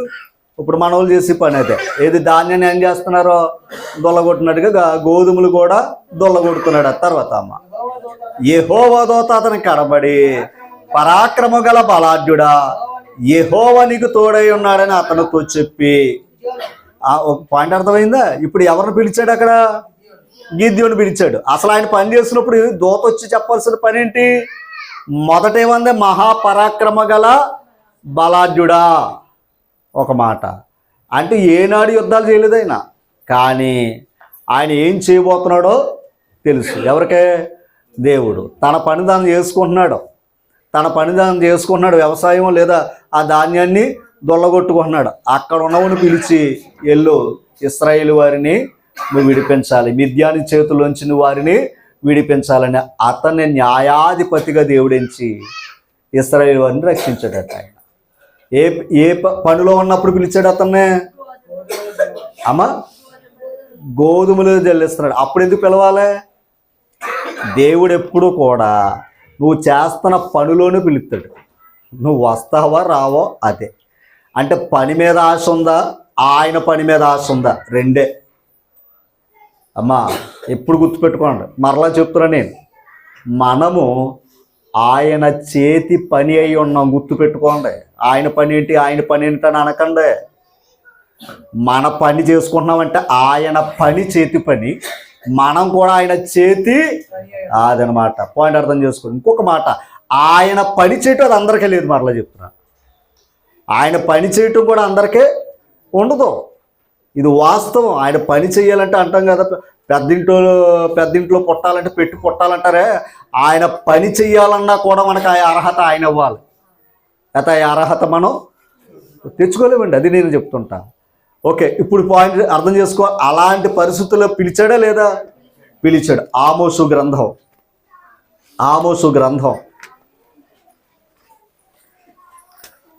7వ అధ్యాయం 14వ వచనం, 759 పేజ్, 759. ఆమోసు అమధ్యతో ఇట్లా నేను ఆయన ఎవరంటే యాజకుడు. ఓకేనా? యాజకుడు. యాజకుడు నిజమైన యాజకుడు కాదు, అబద్ధ యాజకుడు అండి. తర్వాత, నేను ప్రవక్తనైనను కాను, ప్రవక్త యొక్క శిష్యుడైనను కాను. ఎవరో? ఆమోసు ప్రవక్త కాదంట, ప్రవక్త శిష్యుల్లో కాను, శిష్యుల్లో కూడా ఒక శిష్యుడిని కూడా కాను. తర్వాత, కానీ పశువుల కాపరిని మేడు పండ్లు ఏరుకుంటున్నాడంట. ఈయన పశువుల కాపరి ఏం చేస్తున్నాడంట? మేడు పండ్లు ఏరుకుంటున్నాడంట. మరి శిష్యులు ఉన్నారు కదా, ప్రవక్త శిష్యులు ఉన్నారు కదా. మనం సమూయేలు గ్రంథంలో గట్రా చూస్తే ప్రవక్తల శిష్యులు కూడా ఉన్నారు కదమ్మా. మరి అలాంటి ఆయన్ని పిలవాలి కదా. ఎలాంటి వాడిని పిలిచాడు? పశువుల కాపరి, రెండవది మేడు పండ్లు ఏరుకునేవాడిని పిలుస్తున్నాడట. ఎవరి పనికి? దేవుని పనికి. ఇది విషయాన్ని ఆ మధ్యకి చెప్తున్నాడు ఆయన. ఓరు బాబు, నేను ప్రవక్తనే కాను, ప్రవక్తలో శిష్యుడిని కూడా కాను, కానీ నన్ను పిలిచాడు. ఇంకో మాట చెప్పాలంటే నా వృత్తిది, అసలు నేను ఆయన పని చేయడానికి యోగ్యుడును కాడు అని చెప్తున్నాడు. తర్వాత నా మందలను నేను కాచుకొనుచుండగా యెహోవా నన్ను పిలిచి, నీవు పోయి నా జనులకు ఇశ్రాయేలు వారికి ప్రవచనము చెప్పమని నాతో సెలవిచ్చాను. అర్థమైంది? ఏదన్నా ఆయన పని ఏదో ఆయన చేసుకుంటే ఆ పని చేసుకోనికి ఏకేసి నువ్వు వెళ్ళి ఇశ్రాయేలు వారికి మాట చెప్పు అన్నాడు. మరి ఇదేంటి? ఆల్రెడీ ఆయన పని చేసే ప్రవక్తలు ఉన్నారు కదా. ఈ వ్యవసాయం చేసుకుని మందలు కాసుకున్న అతను ఎందుకు పిలవాలి? దేవుడు ఎప్పుడు హృదయాలను చూస్తాడు. దేవుడు ఎప్పుడు కూడా హృదయాల్ని చూస్తాడు. మీకు ఒక మాట, యోనాకు అప్పగించాడా లేదా పని? అది మనం చూస్తామని చెప్పాడు. ఆయన మైండ్ ఏంటో, ఆయన మెంటాలిటీ ఏంటో మొత్తం తెలుసు ఎవరికే. ఇప్పుడు ఆయన పని చేశాడా? చేయలేని వాళ్ళు ఏమయ్యాడు? ఆయన ఆల్రెడీ ప్రవక్తే కదా. ఒరే ప్రవక్త, నీ వెనకాల ఇంతమంది రక్షించబడాలి, వెళ్ళు అని చెప్పాడు. ఏం చేశాడు ఆయన? వెళ్ళలేదు. ఎవరి నష్టం వచ్చింది? ఆయనతో పాటు ఓడలో ఉన్న వారికి కూడా ఏమొచ్చింది? నష్టం వచ్చింది. ఆయన మాట అంతా గొప్పది, ఆయన మాట అంతా గొప్పది. కానీ ఏం చేశాడు ఆయన? అందరిని పిలవడే. ఏమా, అందరినీ పిలవడే. ఆయన పనికి అందరినీ కూడా పిలవడే. కానీ ఇలా అమ్మా, ఎప్పుడైతే ఆయన పనిని నిర్లక్ష్యం చేశాడో మరలా ఆయనకి ఏం నేర్పాడు? ఆయన మళ్ళా పాఠాన్ని నేర్పాడు. నీకు ఎప్పుడు కూడా గుర్తుపెట్టుకోండమ్మా, మనం ఆయన చెప్పినప్పుడు వింటే మనకు ఒక పాఠం, లోకానికి ఒక పాఠం. అర్థమైంది మీకు? ఏదన్నా మనం ఆయన మాట వింటే మనకే పాఠం, అంతే కదా. మనం ఏమనుకుంటాం, ఇవన్నీ కూడా ఏమనుకుంటాం, పాఠాలనే అంటాం కదా. పాఠం ఎప్పుడు కూడా మనకు మేలే చేస్తుంది. నీ స్థితి బాగుండాలంటే ఎవరి మాట వినాలి? దేవుని మాట వినాలి. ఇది మనకు పాఠాలు ఇవన్నీ కూడా. ఎప్పుడైతే ఆయన మాట వినలేదో మనకి గుణపాఠం. ఇప్పుడు యోనా పాఠమా గుణపాఠమా? గుణపాఠం. యోనాకి ఏమైంది? అలాగుంటుంది మనకి. అలాగే తప్పిపోయిన కుమారుడు కూడా గుణపాఠమే. అందుకు పాఠాలతో మన జీవితం సరి చేసుకుంటే హ్యాపీ. గుణపాఠాలు వెళ్ళామనుకోండి ఇబ్బందులు పడాలి అమ్మా. అంటే దాన్ని ఏదో అంటారు కదా మన వాళ్ళు, గోరుతో పోయేది అదనమాట. అలాగ ఉంటుంది. అది మనం లోకానికే సామెతలే కాదు, మన జీవితాల్లో కూడా చూసుకోవాలి. ఎవరితోటి దేవుని చేతిలో పడుట అంతే. వెంటనే ఏం చేశారు తెలుసా? ఆ పనిని విడిచిపెట్టి వెళ్ళారు. దావీదు వెళ్ళాడా లేదా? అబ్రహాం వెళ్ళాడా లేదా? గిద్యోను వెళ్ళాడా లేదా? ఆమోసు కూడా వెళ్ళాడా లేదా? వీళ్ళందరూ ఏ పనిలో ఉన్నారు? సరే, ఇంకో ఎలీషాని కూడా మనం చూద్దామా? ఎలీషా గారిని చూద్దామా ఒకసారి? అక్కడ కూడా రండి. ఎలీషా గారిని రాజుల మొదటి గ్రంథం 19వ అధ్యాయము 20 నుంచి 21 వచనాలు చదివితే 20 నుంచి 21 వచనాలు చదివితే ఎలీషా గారు ఏం చేస్తున్నారు? 19వ వచనం, ఏలి అతడి నుండి పోయిన తర్వాత అతనికి సాపాతు కుమారుడైన ఎలీషా కనబడిన. 301వ పేజీ 19వ అధ్యాయము 19వ వచనం. అమ్మ, ఏలియా గారికి ఎవరు కనబడ్డారంట? ఎలీషా కనబడ్డాడంట. ఏలియా గారికి ఎలీషా అమ్మ కనపడి తర్వాత చూడండి, అతడు తన ముందరున్న 12 అరకల ఎడ్ల చేత దుక్కి దున్నించుచు 12వ అరక తాను తోలుచుండెను. అమ్మ, అర్థమైందా? అని ఇప్పుడు ఏం చేస్తున్నాడు ఆయన? దుక్కు దున్నుతున్నాడు. ఇందాక ఒక ఆయన గిద్యోను దొల్లగొడుతున్నాడు. ధాన్యాన్ని ఏం చేస్తున్నాడు? ఆమోస్ ఆయన అంతే కదా. పాయింట్ అర్థం చేసుకోవాలి. ఈ అసలు చెప్పాలంటే ఈ పరిస్థితులను చూస్తే ఇది చాలా విలువైన పనులు. అంతేనా? ఇవన్నీ కూడా చాలా విలువైన పనులు. కానీ విలువైన పనులే, కానీ ఆయన పని గొప్పది. ఎందుకో తెలుసా?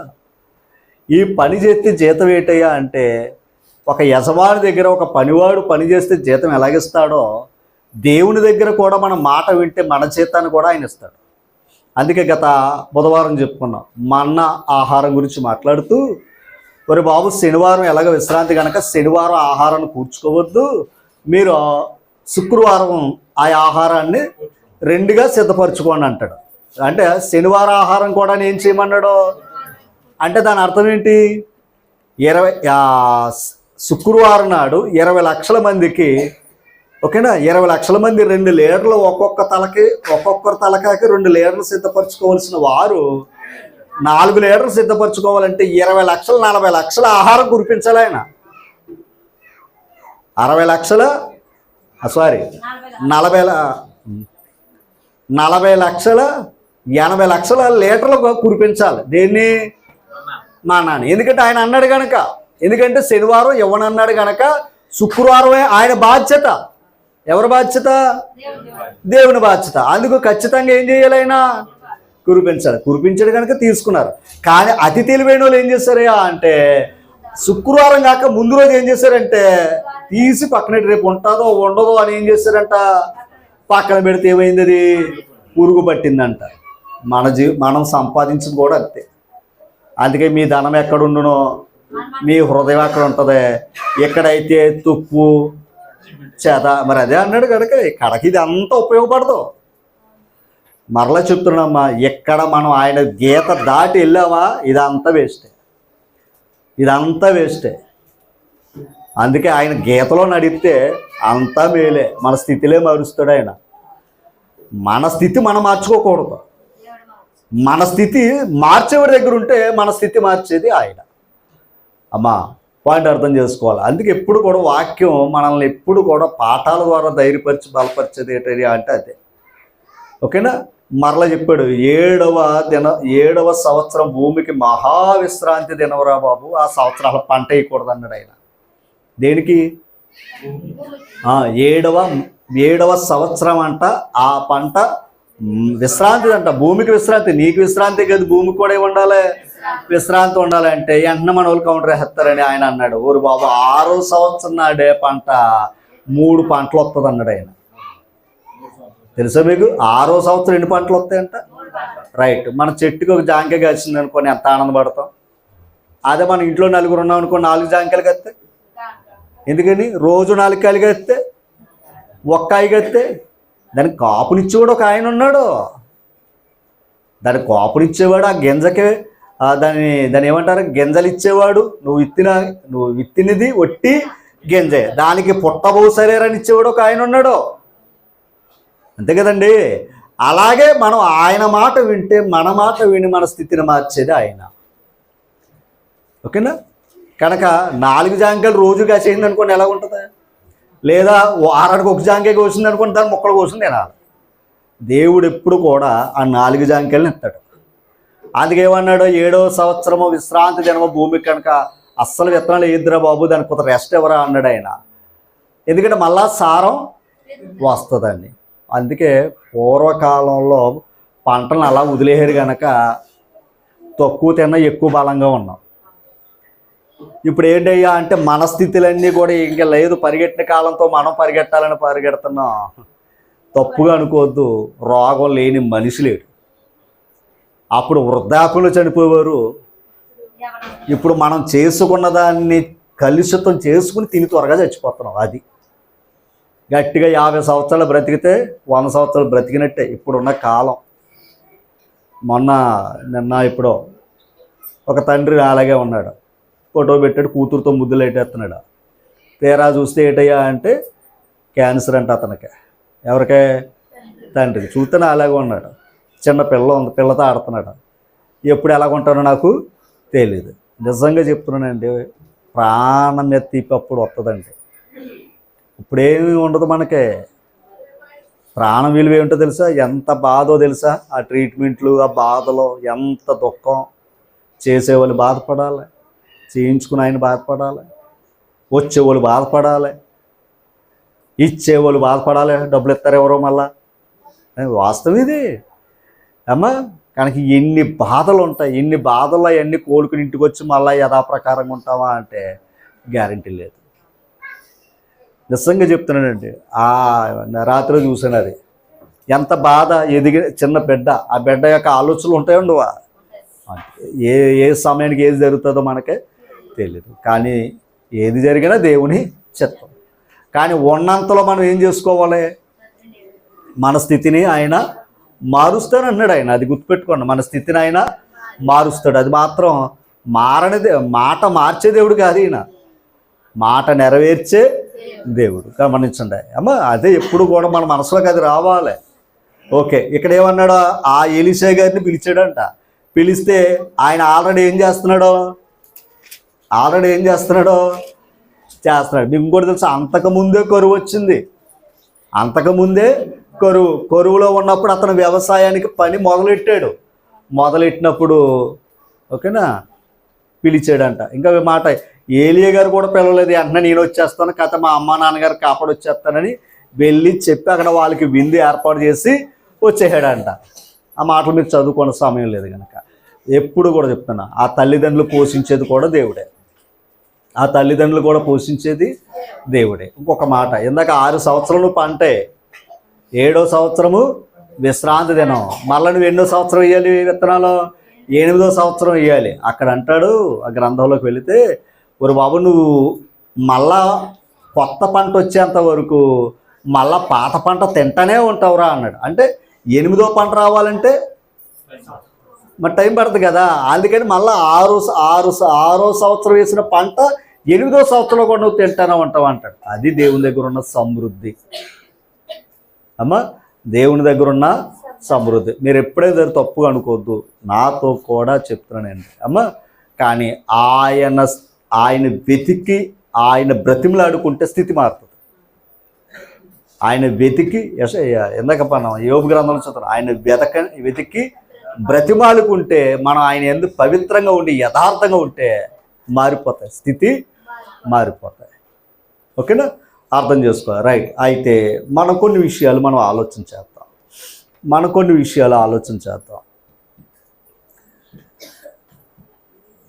ఎస్తేరు గ్రంథం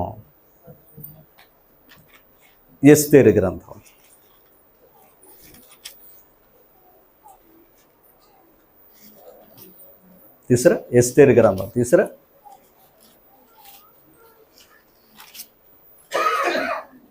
ఎస్తేరు గ్రంథం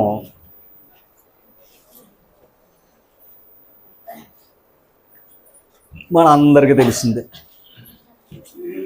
ఎస్తేరు ఏ స్థితిలో ఉంది? మొదట స్థితి, అంతే కదండి. మొదటి స్థితి ఏంటంటే ఆవిడికి తల్లిదండ్రులే లేరు. అలాంటి స్థితిలో 127 సంస్థానాల్లో రాణి అయింది. ఎవరిని బట్టి? అంతే కదా తల్లి. ఆవిడ నీతి, అంతే, ఆవిడ నీతి. అలాగే ఆవిడని పెంచిన మొర్దెగై గారి యొక్క నీతి. ఓకే, ఇప్పుడు అక్కడికి వెళ్ళినప్పుడు బయట ఉన్న ప్రజలతో సంబంధం ఏంటి? ఇంకా మనం ఏరు దాటేసిన తర్వాత ఏం చేస్తాం? అందులో నెంబర్ 1 అండ్ అంతే కదా, అందులో ఎవరో నెంబర్ 1. అలాంటిది ఆవిడ రాణి అయినప్పుడు అక్కడ ఆల్రెడీ ఆ జాతికి ఒక సమస్య వచ్చింది. ఆ సమస్య వచ్చినప్పుడు ఈ మొర్దెగై గారు ఏం చేశాడు? ఆ సంగతిని ఆవిడికి తెలియపరిచాడు. మధ్యలో దూత ఉన్నారు, వెళ్ళి చెప్పారు. కానీ అక్కడ ఆయన అన్న మాట ఎప్పుడు కూడా మనసులో పెట్టుకోండి అమ్మ. 4వ అధ్యాయము 14వ వచనం. చూడండి ఒక్కసారి 12వ వచనం. వారు ఎస్తేరు యొక్క మాటలు మొర్దెగైకు తెలుపగా మొర్దెగై ఎస్తేరుతో ఇట్లు ప్రత్యుత్తరం ఇచ్చి, రాజనగరములో ఉన్నంత మాత్రము చేత, అండర్లైన్ చేయండి, ఈవిడ ఎక్కడుంది? రాజనగరములో ఉంది. మాట అర్థం చేసుకోండి అమ్మా. ఆ కోటలో రాణి కదా, అది కోటలో రాణిగా ఉన్నా, అప్పుడు చూడండి అక్కడ ఉన్నంత మాత్రము చేత యూదులందరికంటే నీవు తప్పించుకుందు అని నీ మనసులో అనుకొనవద్దు. అంటే పిలవకుండా ఈవిడ వెళ్ళిందంటే రాజుగారితో ప్రమాదం. అందుకని ఈ సంగతి చెప్తే వెంటనే మొర్దెగై గారికి బాధ కలిగి, ఒకవేళ నువ్వు కోటలో ఉన్నావు కదా, మరలా నువ్వు తప్పించుకున్నానేమో నువ్వు అనుకుంటావు, కానీ అవసరమైతే యూదులకు సహాయం మరొక దిక్కు నుండి వస్తుంది అని చెప్పి 14, నీవు ఈ సమయమందు ఏమియు మాటలాడక మౌనముగా ఉన్న ఎడల యూదులకు సహాయముగా ఆ విడుదలయు మరి ఒక దిక్కు నుండి వచ్చును, గాని నీవును నీ తండ్రి ఇంటి వారును నశించదు. నీవు ఈ సమయమును బట్టి రాజ్యమునకు వచ్చుతవేమో. అది నీవు ఇప్పుడు ఉన్న స్థితి, నువ్వు ఇప్పుడున్న పరిస్థితి, ఒకప్పుడు నీ స్థితి ఏంటి, ఇప్పుడు ఉన్న స్థితి ఏంటి. కానీ ఇప్పుడు కోటలో రానివైన పూర్వస్థితి మర్చిపోక అంటున్నాడు ఆయన. అర్థం అవ్వలేదా? పూర్వం ఎవరున్నారు? మరి యూదుల్లోనే కదా ఆవిడ పుడతా. ఆ జాతే లేకపోతే నువ్వే లేవు అమ్మా. మూలాలు మర్చిపోద్ది అంటాం కదా, అందుకని ఆ జాతిని మర్చిపోక. ఇప్పుడు జాతికి ఏమొచ్చింది? ప్రమాదం వచ్చింది. ఇప్పుడు ఆ జాతిని రక్షించాలంటే నువ్వేం చేయాలి? నువ్వు మౌనంగా ఉండే పరిస్థితి కాదు, నువ్వు మాట్లాడాలని చెప్పాడు. ఇక్కడ నేననేది ఏంటంటే, ఆనాడు స్థితి దేవుడు ఉన్నతమైన స్థితి ఇచ్చాడా లేదా? కానీ నువ్వు ఉన్నతమైన స్థితిలోకి వెళ్ళినా కూడా దేవుని ప్రజలు మర్చిపోకూడదు. అది ఓకేనా? నీకు ఇచ్చిన స్థితి అంతా కూడా ఆయన ప్రజల్ని మర్చిపోకూడదు. ఓకేనా? మీ బైబిల్ గ్రంథం ఎంటర్ ఎక్కడ చూసుకున్నా సరే ఒక ప్రవక్తను పిలిచింది ఎందుకయ్య అంటే ఆయన ప్రజలకి మంచి చెప్పమని, ఆయన ప్రజలకు చెప్పమని. ఓకేనా? ఎవరిని పిలిచినా కూడా ఆయన ప్రజల్ని ఆయన మాటలు చెప్పమని పిలిచాడు. నువ్వే స్థితిలో ఉన్నా సరే ఆయన ప్రజలు మర్చిపోకూడదు. దావీదుగా గొర్రెలు కాసుకున్న వాడిని ఇప్పుడు ఏం చేశాడు? నీ కుటుంబాన్ని చూసుకోరా అని అనలేదు ఆయన, నా ప్రజలు నువ్వు మేపు అన్నాడు. గిద్యోనా నీ పని నువ్వు చేసుకోని అనలా, నా ప్రజలకు నువ్వు న్యాయాధిపతిగా ఉండి శత్రువుల నుండి వారిని కాపాడు. ఆమోసు నీ నువ్వు ఏదో ఆ మేడి పండ్లు ఏరుకోవడం కాదు, నువ్వు మంద కాపురు కాదురా బాబు, నా మందకు ఈ మాటలు చెప్పు. అర్థమైంది మీకు ఏదన్నా? అంటే దేవుని ఉద్దేశం ఏంటయ్యా అంటే నువ్వు ఏ స్థితిలో ఉన్నా, నువ్వు ఏ స్థితిలో పిలవబడినా ఆయన ఇచ్చిన ఆ మాట మర్చిపోకూడదు. అందుకే మన ప్రకటన గ్రంథం ఇందాక 2 అధ్యాయంలో చదివాం, నువ్వు ఏ స్థితిలో పడిపోయావో జ్ఞాపకము చేసుకో అన్నాడు. ఏ స్థితిలో పడిపోయాడైనా? ప్రేమలో పడిపోయాడైనా. అమ్మా ఎఫెసీ సంఘం ఎందులో పడిపోయింది? ప్రేమలో పడిపోయి మరలా ఆ స్థితిని తిరిగి సంపాదించుకో. నీకున్న మొదటి స్థితి ఏమైంది? విడిచిపెట్టేస్తున్నావు కనుక పడిపోయావు. మారు మనసు పొందకపోతే, మళ్ళీ నీలో ప్రేమ లేకపోతే మరలా ప్రమాదం అని ఆయన ప్రకటన గ్రంథాన్ని చెప్పాడు. ఏ స్థితిలో పడిపోతున్నావు? రైట్, ఈ స్థితిలో ఒక మాట అర్థం చేసుకోవాలి. ఇంకొక విషయం చెప్తున్నాను మీకు. ఎస్తేరు గారు గొప్ప గొప్ప గొప్ప ఆవిడ, మనం గొప్ప వాళ్ళమో చెప్పాలి. అక్కడ చూస్తే ఆవిడే గొప్పదే. ఇంకా మూలాలకు వెళితే ఆవిడ లేకపోతే యోధా జాతే లేదు, యోధా జాతి లేకపోతే రక్షకుడే లేడు, రక్షకుడే లేకపోతే మనమే లేదు. అర్థమైందా? అంత మూలం ఎవరో అది ఎస్తేరు అనే. నాకు గ్రంథం ఎందుకు అంత పిచ్చి అంటే ఆవిడ చేసిన త్యాగం, ఆవిడ చేసిన ప్రాణ త్యాగం. నాకెందుకులే ఎవరో పోతున్నారు పోనివ్వండి, వాళ్ళు కూడా నాకెందుకు, నా ప్రాణాన్ని నేను కాపాడుకుంటే చాలు అనుకుంది. అందుకే ప్రభు అన్నాడు, నా నిమిత్తం అవసరమైతే తన ప్రాణం పోగొట్టకుండా తిరిగి పొందుకుంటాడు అన్నాడు. ఆవిడ ప్రాణత్యాగం చేసి వెళ్ళింది ఆవిడ. ఎవరో దేవుడు తన యందు కృపించాడు కనుక ఆ జాతిని రక్షించింది. ఆ జాతిలోంచి వచ్చిన వాడే యేసు ప్రభు, ఆయనలోంచి వచ్చిన వారే మనం. అర్థమైందా తల్లి? రైట్. ఇప్పుడు మనం ఏ స్థితిలో ఉన్నాం? సంఘం, పరలోక ప్రతిబింబం, పరలోక ప్రతిబింబం. పరలోకానికి వెళ్ళేది ఏది? సంఘం. ఇప్పుడు సంఘంలో ఉన్నామంటే పరలోకానికి భాగ్యం ఇది. అందుకే గత వారం చెప్పాను, ఇశ్రాయేలు వారికి అపోస్తులు ఏం చేస్తున్నారు? తీర్పు తీరుస్తున్నారు. 12 సింహాసనాల మీద ఉండి వారు ఏం చేస్తున్నారు? అందుకే మొదటి వారు కడపటి వారయ్యారు, కడపటి వారు మొదటి వారయ్యారు. అంటే ఇశ్రాయేలు 12 గోత్రాల కడపటి స్థితిలో పోయింది. కానీ చివరి ఉండవలసిన అపోస్తుల స్థితి ఎక్కడ వచ్చి పెట్టాడు తెలుసా? మొదటి స్థితిలో పెట్టాడు. దేనికయ్యా అంటే వారు దేవుడిచ్చిన ఆ స్థితిని చూసుకుని దేవుణ్ణే మర్చిపోయారు. ఎవరో? అందుకే మరలా మా పూర్వస్థితి అని మళ్ళీ బాధపడుతున్నారు వాళ్ళు. కానీ అపోస్తులు సమస్తాన్ని విడిచిపెట్టి వచ్చారు. ఎందుకో తెలుసా? వాళ్ళలో చేపలు పట్టుకుంటున్నారంట. ప్రభు చూశాడంట, నన్ను వెంబడించంటారా అన్నాడంటే వెంటనే వలలు విడిచి, మర్చిపోద్దు, వెంటనే వలలు విడిచి ఏం చేశారు? ఈ నిజం చెప్పండి, వెంటనే రాగలవా? దేవుని పనికి వెంటనే రాలేదు. ఎన్ని చక్కబెట్టుకోవాలి. కానీ ఆయన పిలుపుకి వెంటనే వారు వలలు విడిచి సమస్తాన్ని విడిచిపెట్టి ప్రభుని వెంబడించారంట. అందుకే ఆ స్థాయి.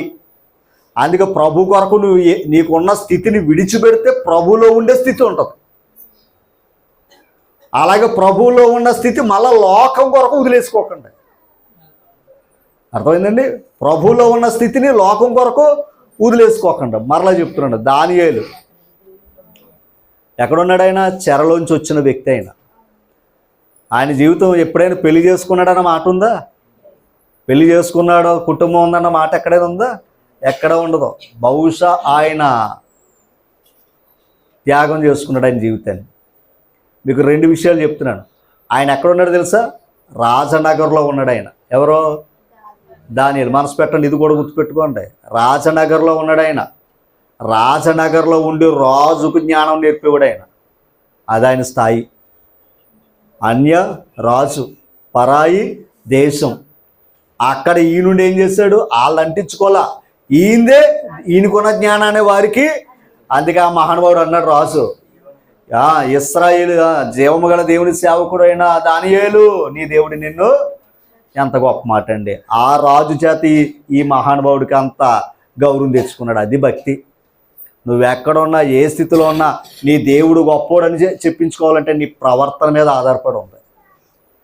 భోజనం తింటే ఎక్కడ అపవిత్రం అయిపోతావేమో, మాకు మాంసం కూడా వద్దయ్యా, మాకు ఆకుకూరలు పెట్టి మమ్మల్ని పరీక్షించుకో అన్నారండి. అని అన్నారా లేదా? కానీ ఇశ్రాయేలు వారు, అబ్బాయి ఎప్పుడు చూసి కాయగూరలు పెట్టాడు దేవుడు, మాకు మాంసం కావాలన్నాడు. పెడతాడు, నోట్లో కోరతాడు, అక్కడ కోరతాడు అంతే. బొక్క కక్కాలేము, అలాగే చనిపోయారు. అందుకే దురాశ అన్నాడండి ఆయన. మనం ఎప్పుడు మీకు మీకు మళ్ళా చెప్తాను, నువ్వు ఆశించకుండా ఉన్నావంటే అన్నీ ఉంటాయి, నువ్వు ఆశించేవంటే అన్నీ పోతాయి. ఇది వాస్తవం. ఏమ్మా, మనకి ఇంకొక మాట చెప్తాను, ఆయనకి తెలుసంట, పరలోకపు తండ్రి తెలుసని అన్నాడు కదా. మనకేం కావాలో నువ్వు అడగక మునిపి ఎవరు తెలుసంట.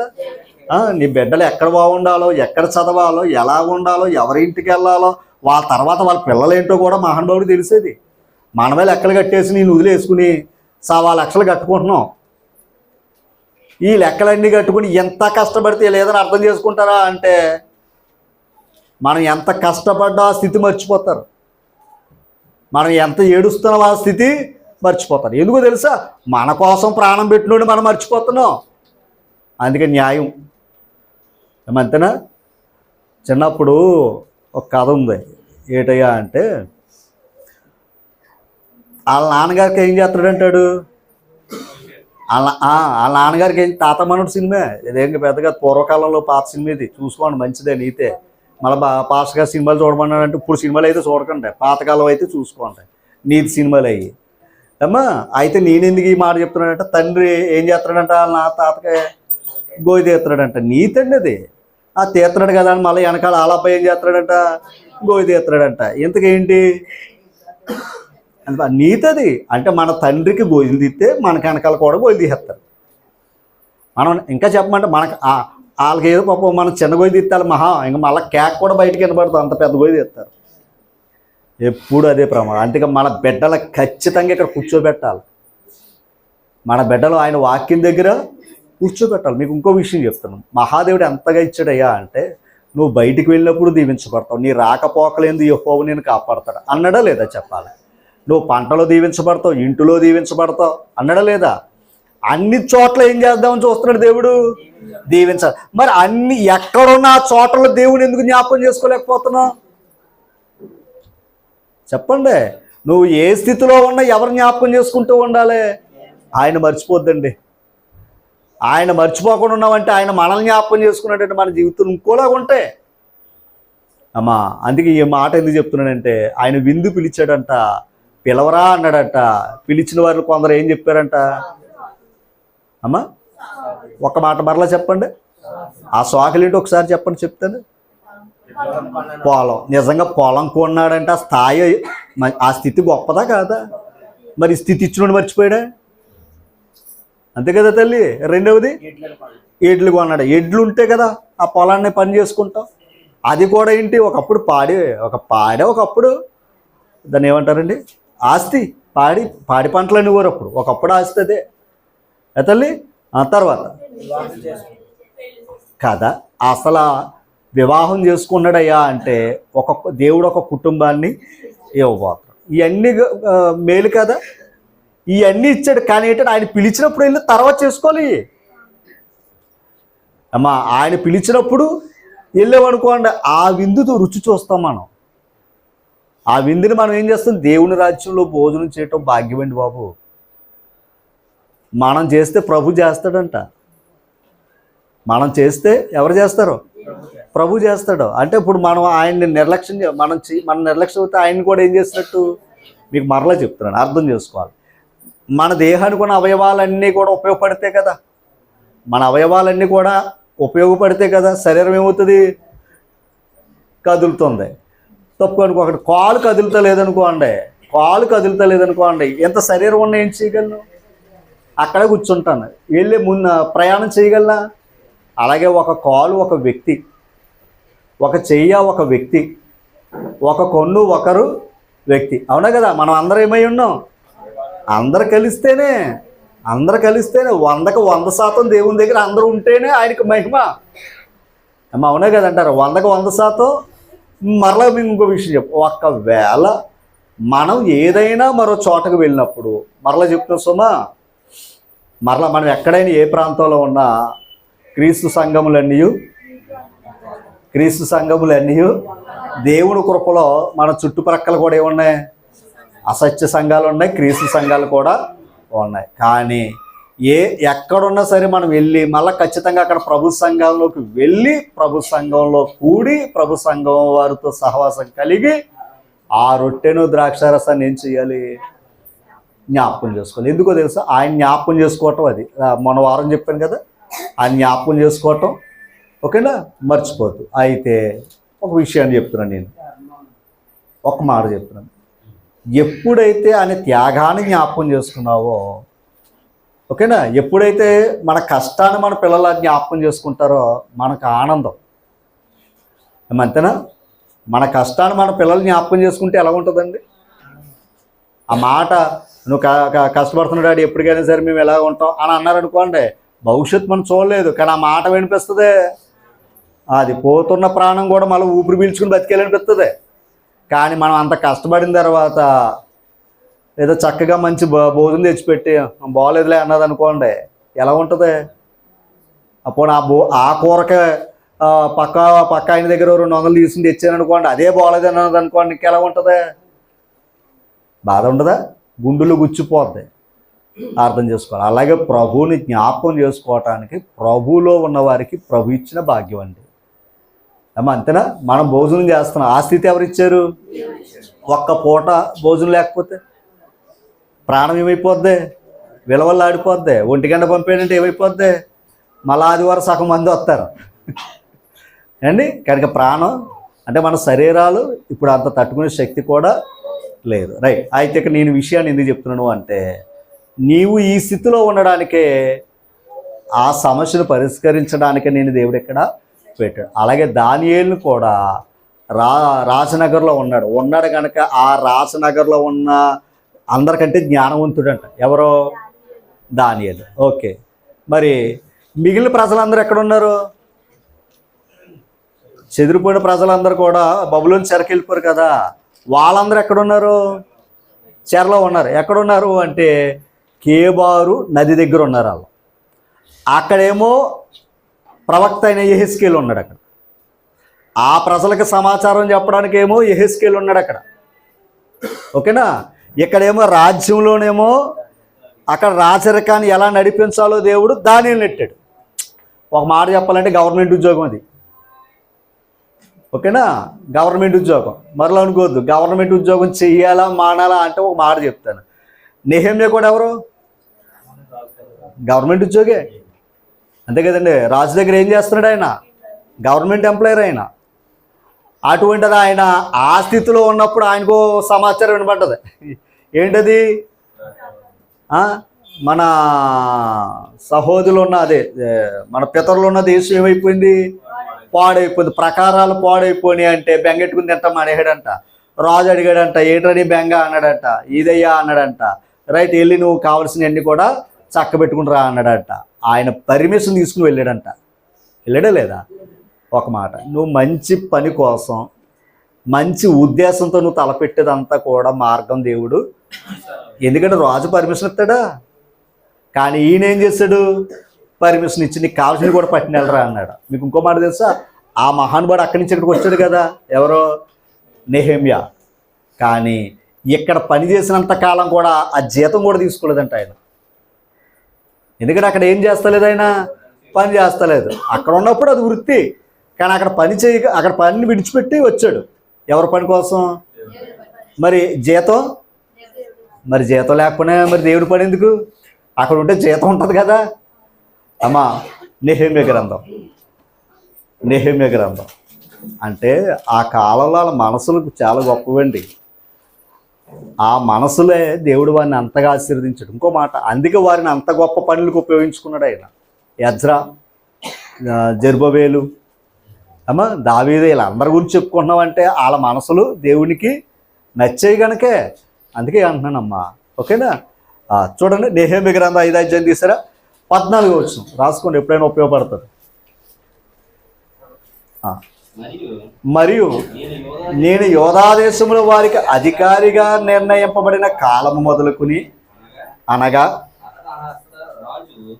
అర్థహస్త రాజు ఏలుబడి యందు 20వ సంవత్సరం మొదలుకొని 32వ సంవత్సరం వరకు 12 సంవత్సరములు అధికారిగా రావాల్సిన సొమ్మును నేను కానీ నా బంధువులు కానీ, అంటే 12 సంవత్సరాలు జీతం తీసుకోలేదంట. ఎవరో? నెహెమ్యా. మరి ఉద్యోగస్తుడే కదా. అసలు అంత ఉద్యోగాన్ని వదులుకుని ఈ పని ఎందుకు చెయ్యాలండి? అంత ఉద్యోగం ఆ స్థితిలో ఉన్నాడు కదా, ఆ స్థితిలో ఉండి మళ్ళీ దాన్ని వదులుకుని ఇక్కడ ఎందుకు రావాలి? అసలే పరలోకంలో ఉన్నతమైన స్థితిలో ఉన్న యేసు ప్రభు ఈ భూమి మీదకి వచ్చి ఈ స్థితి ఎందుకు మార్చుకోవాలైనా? నిన్ను నన్ను స్థితి మార్చడానికే, మన పౌరు స్థితి పరలోకం చేరడానికి ఆయన వదులుకొస్తే అవునా కదంటారా? మనల్ని అక్కడ తీసుకుని వెళ్దామని ఆ స్థితిని వదులుకొని వచ్చాడే, నీ స్థితి మార్చడానికి వచ్చాడే.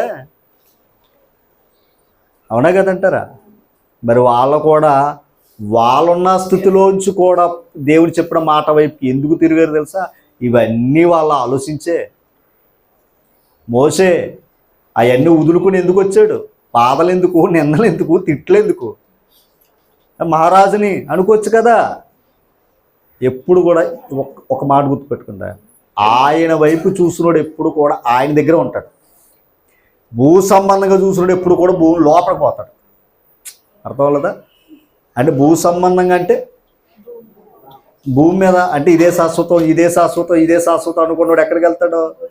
ఎందుకో తెలుసా? ఇది శాశ్వతం కాదు కాబట్టి. ఏది? భూమి. అమ్మా మీకు ఒక్క మాట చెప్పి నేను ముగించేస్తాను. రోమపత్రిక 7వ అధ్యాయం చూసారా? 7వ అధ్యాయం చూసారా? 7వ అధ్యాయము 6వ వచనం చదవండి, ముగించేసుకుందాం. ఒక్క మాట. ఇప్పుడైతే దేని చేత నిర్బంధపడితేమో దాని విషయమే చనిపోయిన వారమై ధర్మశాస్త్రము నుండి విడుదల పొందితిమి గనుక మనము ఆ అక్షర అనుసారమైన ప్రాచీన స్థితి అంటే పాత స్థితి ఓకేనా? ఆ స్థితి ఏంటయ్యా అంటే అక్షరానుసారమైన ప్రాచీన స్థితి గలవారము కాక ఆత్మానుసారమైన నవీన స్థితి గలవారమే సేవ చేస్తున్నాం. ఇప్పుడు ఏ స్థితిలో సేవ చేస్తున్నాం? ప్రాచీనమైన స్థితిలో సేవ చేస్తున్నావా? ఆత్మానుసారమైన నవీన స్థితిలో సేవ చేస్తున్నావా? ఇప్పుడు అంటే 2 స్థితులు ఉన్నాయి సేవలో. పాత నిబంధన సేవ ఉంది, క్రొత్త నిబంధన సేవ ఉంది. మీకు ముగింపులో ఒక మాట చెప్పి ముగించేస్తున్నాను, అయిపోయింది. 2 రకాల సేవ, 2 స్థితులు కలిగిన సేవ. పాత నిబంధన సేవ లేవీలు తప్ప మరొకడు వెళ్ళి సేవ చేయడానికి అక్కడ అవకాశం లేదు. ఇశ్రాయేలు వారికి ఏముంది? ధర్మశాస్త్రం ఉంది. ఆ చట్ట ప్రకారంగా వాళ్ళు ఏం చేయాలి? ధర్మశాస్త్రం అనే చట్టం దేవుడు వారికి ఇచ్చాడు. అండర్లైన్ చేసుకోండి. ధర్మశాస్త్రం అనే చట్టం దేవుడు వారికి రాసి ఇచ్చాడు. ఓకేనా? ఇప్పుడు ఆ చట్టం ఏంటయ్యా అంటే కేవలం ఇశ్రాయేలు దేశానికి బౌండరీ మాత్రమే వర్తిస్తుంది, 12 గోత్రాలకే వర్తిస్తుంది. ఓకేనా? కానీ క్రొత్త నిబంధన నవీన స్థితి, ఆత్మానుసారమైన నవీన స్థితి చూసారా? అది ప్రపంచంలో ఉన్న వారందరికీ కూడా వర్తిస్తుంది. ఓకేనా? ప్రాచీన స్థితి ఏమో ఇశ్రాయేలు వారికి సంబంధించింది, నవీన స్థితి ఏమో ప్రపంచంలో ఉన్న సర్వలోకములో ఉన్న క్రైస్తవులందరికీ సంబంధించిన స్థితి. ఓకేనా? మనసు పెట్టాలి. పాత నిబంధన, క్రొత్త నిబంధన, పాత నిబంధన, క్రొత్త నిబంధన. పాత నిబంధన దేవుడు ఏం చేశాడు? వ్రాసాడు. పాత నిబంధన కూడా దేవుడు ఏం చేశాడు? వ్రాసాడు. వ్రాసి గమనించాలి. క్రొత్త నిబంధన వచ్చేంత వరకు దాన్ని ఏం చేశాడు? దాన్ని అలాగా ఓ విధంగా చెప్పాలంటే ఆ పాత నిబంధన ఆయన నడిపించుకుంటూ వచ్చాడు. క్రొత్త నిబంధన కొలసీ పత్రికకు వెళితే 2 అధ్యాయాలకు వెళ్తాడు. ఆ పాత నిబంధన ఏం చేస్తాడు? ఒక్కసారి ఆ మాట చదువుకుందాం. కొలసీ పత్రిక తీసరమ్మా 15వ వచనం, 2వ అధ్యాయం 15వ వచనం. మరియు అపరాధముల వలన శరీరమందు సున్నతి పొందకయుండుట వలన మీరు మృతులై ఉండగా దేవుడు వ్రాత రూపకమైన ఆజ్ఞల వలన మన మీద ఎలాగుందంట? ఆ ఆజ్ఞలు రుణం తీర్చలేమంటదండి. ఆ రుణముగాను మనకు విరోధముగా ఉండిన పత్రమును అంటే ఇప్పుడు ఆ పత్రాన్ని ఏం చేశాడంట? మేకులతో. ఇంతగా యేసుప్రభు సిలువ వేశారు వాళ్ళు అనుకుంటున్నారు, కాదు, ఆయనే ఆ పత్రానికి మేకులు కొట్టాడు. ఆయన ఆ పత్రానికి ఏం చేశాడంట? మేకులు కొట్టాడంట. అందుకే ఎప్పుడు చూడండి, లోకానికి కనబడేది ఒకటే, ఓకేనా, విశ్వాసులుగా కనపడేది మరొకటే, ఓకేనా. తర్వాత చదవండి. దాని మీద చేవ్రాతను తుడిసివేసి మనకు అడ్డము లేకుండా. అంటే ఒక్క మాట చెప్పాలంటే పాత నిబంధన ఏం చేశాడు ఆయన?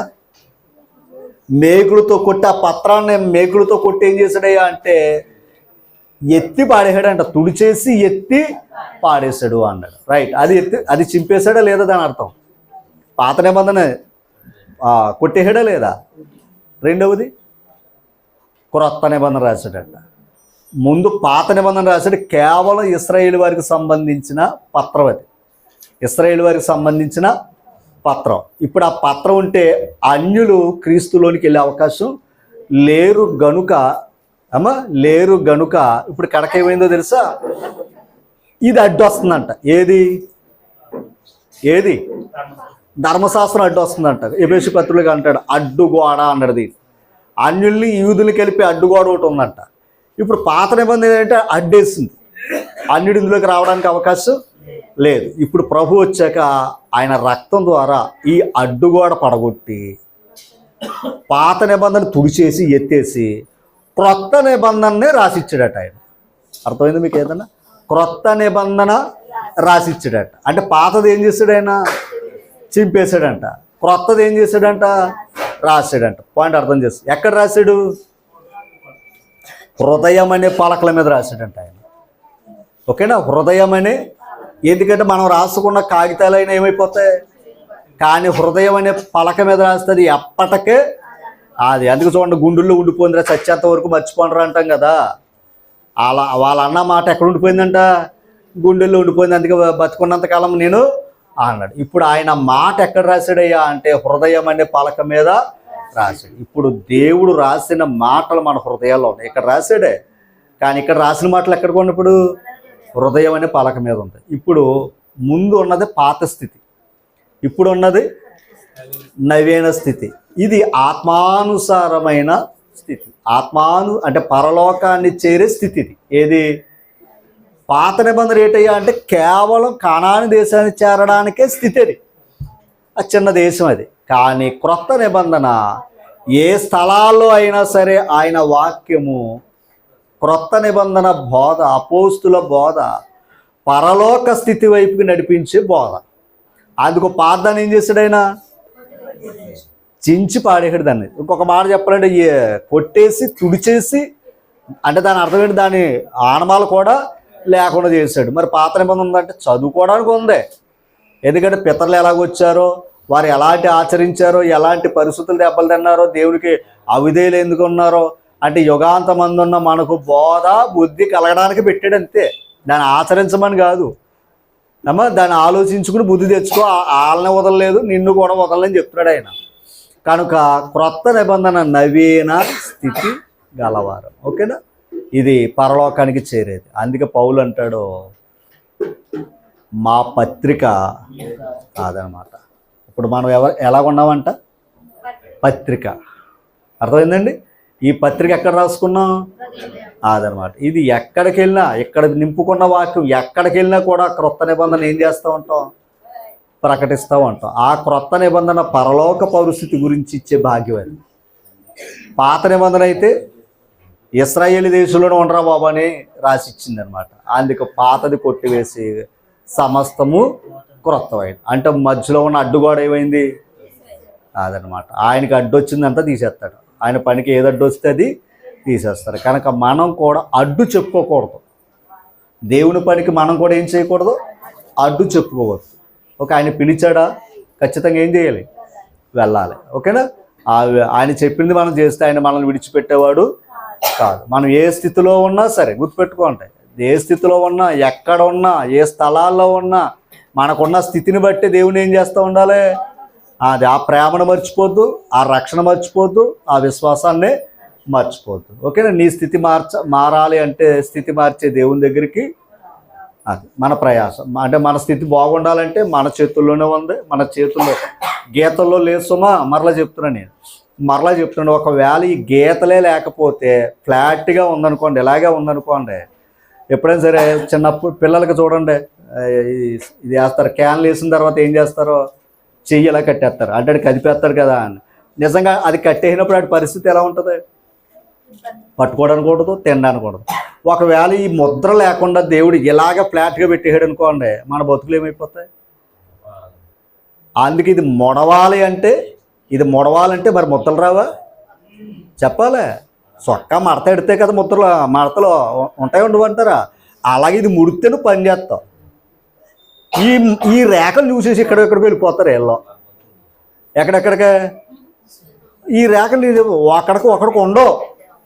నాకున్న ముద్రలు మీకుండవు, మీకున్న ముద్రలు నాకున్న ముద్రలు ఆ పిల్లలకు ఉండవు, నా పిల్లలకు ఉండేది వాళ్ళ పిల్లలకు ఉండదు. ఎందుకో తెలుసా? నువ్వు నేను దొంగతనం చేస్తే ముందు ఆ పోలీసులు వచ్చి మొఖాలు చూస్తలేదు, ముద్రలు పట్టుకుంటున్నారు. అర్థమైందా? ముద్రలు పట్టుకున్నారు. ముద్రలు ఎందుకు పట్టుకుంటున్నారు? నీకున్న ముద్ర ఇంకొకడికి ఉంటే ఆడు దొంగ. పొరపాటున ఆ దొంగతనం చేసిన ముద్ర నీకే ఉందనుకోండి, నేను తీసుకుపోతారు. అందుకే ఒకని ముద్రలు మరొకరికే ఉండవు. అందుకే కళ్ళు, నీకుండే కన్ను ఇంకొకరికి ఉండదు. అయ్యో ఇప్పుడు ఫోన్ ఉంది, ఇలా చూడగానే నేను చూస్తేనే అది ఓపెన్ అవుతుంది, నేను తంబేస్తేనే ఓపెన్ అవుతుంది. మీరందరూ ఎత్తే అంకెలెత్తి మార్చేస్తాం కోర్టు, కానీ ఈ ముద్ర మారదు. ఇంకోటి మన కను మారదు. అందుకే ఇప్పుడు అంత సిస్టమ్ ఏమొచ్చింది? ఆనాడు ఏమైనా చదువులేని వాడు ఏమేసి చూడంట అన్నారు. ఇప్పుడు నిజం చెప్పాలి, ఎంత చదివినోడు అనేది నొక్కాల్సి వస్తుంది. ఏది అంత నువ్వు ఎంత చదివినా చదవకపోయినా ఇది లేకపోతే నువ్వు ఎక్కడికి వెళ్ళే అవకాశం అది. అంటే ఒకప్పుడు చదువులేని వాళ్ళు చాలా ఏలుముద్రగాడని వారు. ఒక మాట చెప్పాలంటే ప్రపంచం అంతా ఏలుముద్రగాలే. ఎందుకంటే ఆ ముద్రే నీ బ్రతుకు అండి, అంతే కదంటారా? అంతేగాని ఈ ముద్రలు మన రాతల్ని అందుకే అన్నాను, మన కష్టార్జితాన్ని ఆశీర్వదించాలన్న దీవించేవాడు ఒక ఆయన ఉన్నాడు. కనుక ఆయన చెప్పినట్టుగా చేస్తే మనం బాగుంటుంది. అంతేగాని నీ చేతులు అట్టుకుని వెళ్తే ఆయన ఏదో చెప్తాడు, ముందు అర్జంగా ఆ గోడ తీసే ఈ గోడ తీసే దీని పైన కట్టి అన్నాడు. ఎన్నైనా అంటాడు కూర్చుని, చేసేవాడు పోద్ది. అలాగే ఆయనతో పాటు ఇంకో ఆయన తీసుకుంటే ఇద్దరికి పడతాం. ఆయన ప్లాన్ ఆయనకి ఉంటుంది, ఈయన ప్లాన్ ఈయనకి ఉంటుంది. వంటకి ఇద్దరు ఎలా పనిచేయరో దీనికి ఇద్దరు పనిచేయరు. దేనికి? అందుకే జాతకం వల్ల ఎవడో జీవితం మారదు. అదేదో మారితే జగన్ గారు ముందే చూసుకుని కోట్లు ఖర్చు పెట్టకుండా లోపడుందుడు. అయ్యో మరి అంతే కదా, అన్ని కోట్లు ఎందుకు ఖర్చు పెడుతున్నారు? మనకంటే పెద్దవాళ్ళు ఉన్నారు కదా వాళ్ళ దగ్గర. ఎవరి దగ్గర? మనకేం తెలుసు? మన ఊర్లో ఉన్న వాళ్ళు తెలుసు మనకే, వాళ్ళకే ఎలాంటి గొప్ప వాళ్ళు అందరూ తెలుసు వాళ్ళకే. మరి అలాంటి గొప్ప వాళ్ళు తెలిసినప్పుడు మరి చేంజ్ చూపించేసుకోవచ్చు కదా, ఈ సినిమా హిట్ అవుతుందా లేదా? సినిమా ముందు ఏం చేస్తాడో, కొబ్బరికాయ కొడతాడు, దండం పెడతాడు, అన్నీ ఉన్నాయి. మరి ఆ సినిమాకి అన్ని కోట్లు ఖర్చు పెట్టినప్పుడు యావయ్య ఈ సినిమా చూడు ఎవరినే? ఆయన్ని. ఆ సినిమా హిట్ అవుతుంది లేదా చెప్పే బాబు డబ్బులు పెట్టానంటే ఆయన చెప్పచ్చు కదా. ఏమని? మరి ముందుకు కొబ్బరికాయ కొట్టించావు కదా, ఆ సినిమా హిట్ అవుతుందో లేదో, ఇంత నష్టం వస్తుందో లేదో చెప్పాలి కదా. మరి అది ఎందుకు చెప్పలేకపోతున్నారు? అంతే, ఒక భ్రమలో బ్రతికేస్తున్నారు తప్ప వాస్తవంలోనికి రాలేదు. వాస్తవం అని చెప్తే ఇది మతం అంటున్నారు. అంతే. ఏదేమైనా మన స్థితిని మార్చేది దేవుడు. కనుక ఆ దేవునికి మనం లోబడితే మన బ్రతుకులు బాగుంటాయి. కనుక ఏ స్థితిలో ఉన్నా ఆయన మర్చిపోతూ, ఒకవేళ కొన్ని పరిస్థితుల్లో ఆ స్థితిలోంచి పడిపోయినా మరలా మన మొదటి స్థితికి రావాలని కోరుతూ, యోన మళ్ళా మొదటి స్థితికి ఎలాగైతే వచ్చాడో, తప్పిపోయిన కుమారుడు మళ్ళా మొదటి స్థితికి ఎలాగ వచ్చాడో, అలాగే ఒకవేళ మనం ఏ పరిస్థితుల్లో అయినా పడిపోయిన మరలా తిరిగి లేవడానికి మన ప్రయత్నాలు చేయాలని కోరుతూ మరొకసారి అందరు కూడా ప్రభునామాన ప్రత్యేకంగా థ్యాంక్ యూ.